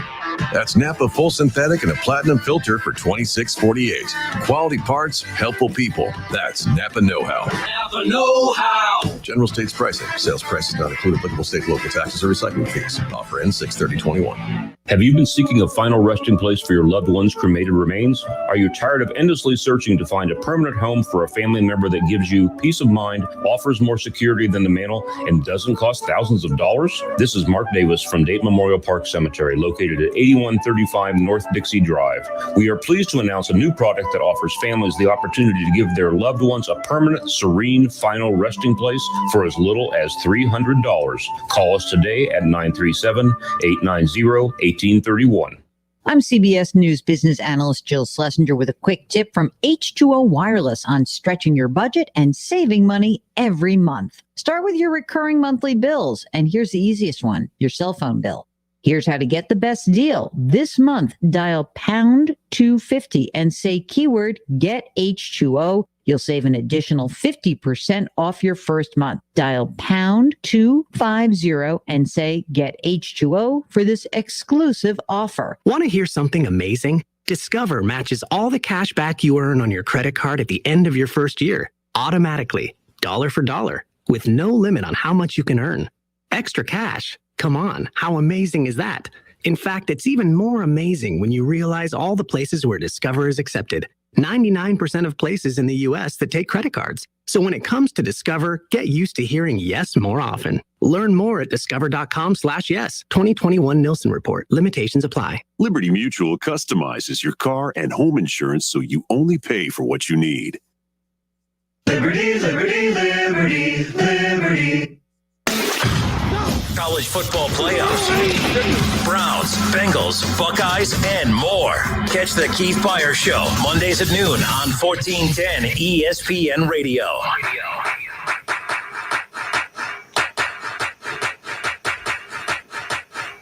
We got Reds Brewers tonight on Dayton's home of the Cincinnati Reds, 1410 Wing AM. Reds Brewers, 7:10 the first pitch with the 6:40 pregame. So just over an hour from now, we'll hear from Tommy Thrall and the Cowboy for pregame coverage, and they'll walk you right up to first pitch at 7:10. Sonny Gray going to be on the mound for your Cincinnati Reds here tonight. So here's the wonky little lineup. Just a note here, again, Joey Votto back in the lineup tonight after missing quite a few games. Of course, he had a couple impressive stints over in Louisville on some rehab starts. But Jonathan India will get the start at second base and lead things off, batting first, batting second, and then left field will be Jesse Winker. And right field, batting third, will be Nick Castellanos. And then batting in the cleanup spot at number 4, Joey Votto. David Bell, it's like he just has it's like David Bell Joey Votto brings out the worst in David Bell. I have no problem saying that. He literally brings out the absolute worst in David Bell. David Bell makes the worst decisions in the history of baseball when it comes to Joey Votto. it's one thing for a guy that is hitting as bad as he was even before the injury to even have him in the top half of the order to begin with, but now you put him in the cleanup spot. I don't care. I know he's had decent numbers, limited numbers with runners in scoring position, but Jonathan India, Jesse Winker, Nick Castellanos to be hitting in front of Joey Votto, I just don't get it. And then batting at number 5 is Eugenio Suarez, still hitting well under 200. Doesn't make any sense there. Tucker Barnhart will bat 6th. Batting 7th and at shortstop will be Kyle Farmer. And then in center field, you'll get Shogo Akiyama with the pitcher Sonny Gray batting 9th. One more time, here's your lineup for tonight's Reds and Brewers Game 1 from Great American Ballpark. 7:10 the first pitch, 6:40 the pregame. Jonathan India at second, Jesse Winker in left, and Nick Castellanos in right field will bat 1, 2, and 3. Batting 4, 5, and 6 at first base is Joey Votto in the cleanup spot. Don't like that, don't get it, don't understand half the stuff that David Bell does with this lineup when it comes to Joey Votto. Joey Votto, as Schlemmer says, must have some weird pictures on him because, my goodness, the amount of love Votto gets for what little contributions he still brings is amazing to me. Eugenio Suarez will bat 5th, and Tucker Barnhart will bat 6th. Suarez at 3rd, Barnhart catching. At shortstop will be Kyle Farmer, and center field will be Shogo Akiyama, and the pitcher is Sonny Gray. That's your lineup for tonight's Reds and Brewers. All right, we talked a lot today about the potential change to the college football playoff format. Appreciate everyone's feedback and input on that. Look, earlier, we did our over-under, and I think the one thing about the over-under that over-under 7.5 teams, over-under 7 teams, I'm sorry, in the college football playoff when they do change it. It's going to be over. There's going to be 8. It's going to be 8. They're going to skip 6, go right to 8. Yeah. I agree with you. I don't think it's going to be 12. I know in the article they're looking at a bunch of different models. 16 teams being one of the models. I think that's way too many. That's overkill. I think 12 is overkill. I do too. Let's be clear. When you talk about a 14 playoff, Kev, that 4th team, sometimes it's hard to find a good quality 4th team to put in the playoff. And we're talking about 12. We're talking about 8. I think 6 is a sweet spot. I think 6 makes sense. I think you could do 1 through 4 with the 5 and 6 playing to get to that 4 or whatever, however you want to do it. Mm-hmm. I don't know. But the bottom line is I agree. So over under 7, the amount of teams in the college football playoff when they do change it again. For those just tuning in, Bill Hancock, the executive director of the college football playoff, announced that if and when they do make a change to the current format, the change would not be put into effect this season or next. It would most likely at the earliest be 2023. And that's if they make a change at all. We've had Jason Fitz and Mike Golick Jr. and many others who have been part of these mock selections for the college football playoff. And they said that the one thing that they've been told multiple times, that the college football playoff committee and the organizing committee that's a part of that, they love it at 4 because it's talked about at 4. Right. It's not going to be talked about as much at 6 and 8 and 12 teams because at 6, 8, and 12 teams, losses don't matter. Alabama losing early in the season, everyone's like, well, are they a playoff team? Is there a path to get there? They don't do that with more. If they do go to this 16, do you think you'll see more out of conference matchups? Do you think you'll get, like we were talking about yesterday, Ohio State playing Georgia and they play USC in the same season because they know, like, all right, man, all we really got to do is win our conference and we'll be in there. Do you think that'll open up the sport to say, like, all right, man, we're going to start seeing more of these matchups that we only get in the college football playoff? Like big dogs versus big dogs during the regular season? I give these teams credit for doing it now. Ohio State does not need to play Oregon. They don't need to play Notre Dame. They don't need to play Texas. They do not need to play these teams. They just don't. The teams that need to play, Cincinnati needs to play those teams. They desperately need those powerhouses on their schedule. Ohio State, you beat Penn State, Michigan State, you beat Indiana, you beat Michigan, you beat those teams. You're fine. You're in. Like, Oregon's just going to be a cherry on top. But if you think that they need to play Oregon this year to get into the playoff, that's just not accurate. Same thing with Alabama. People rip who they play and Bethune-Cookman and all that. They rip all. They don't need to play them, just like they don't need to play anyone from out of the SEC either. I think we as fans love the out of conference matchups, but I don't think these teams need them. I think that the smaller teams do. I do not think that these. So I'm actually impressed that Alabama still plays them. I love that Ohio State is still willing to do them because Oregon doesn't do anything for Ohio State other than give them a buffer. I think Oregon, you beat Oregon and maybe lose to Indiana in a close one. I think you could be forgiven for the loss at Indiana because you beat Oregon, if that makes sense. So that's the only thing I could think of as an advantage to playing those, but they don't need to play them. Take care of your conference and you're fine. Buckeyes block Thibodeau, put 2 on Thibodeau. will win the game. And no, not the Knicks coach of the year either. Block him. He's going to be like a top 5 pick. Block him, please. Let's not get the young quarterback hurt. All right, we'll be back in a moment. More of the Justin Kinner Show with Kev Nash, presented by Orion Sports Medicine next.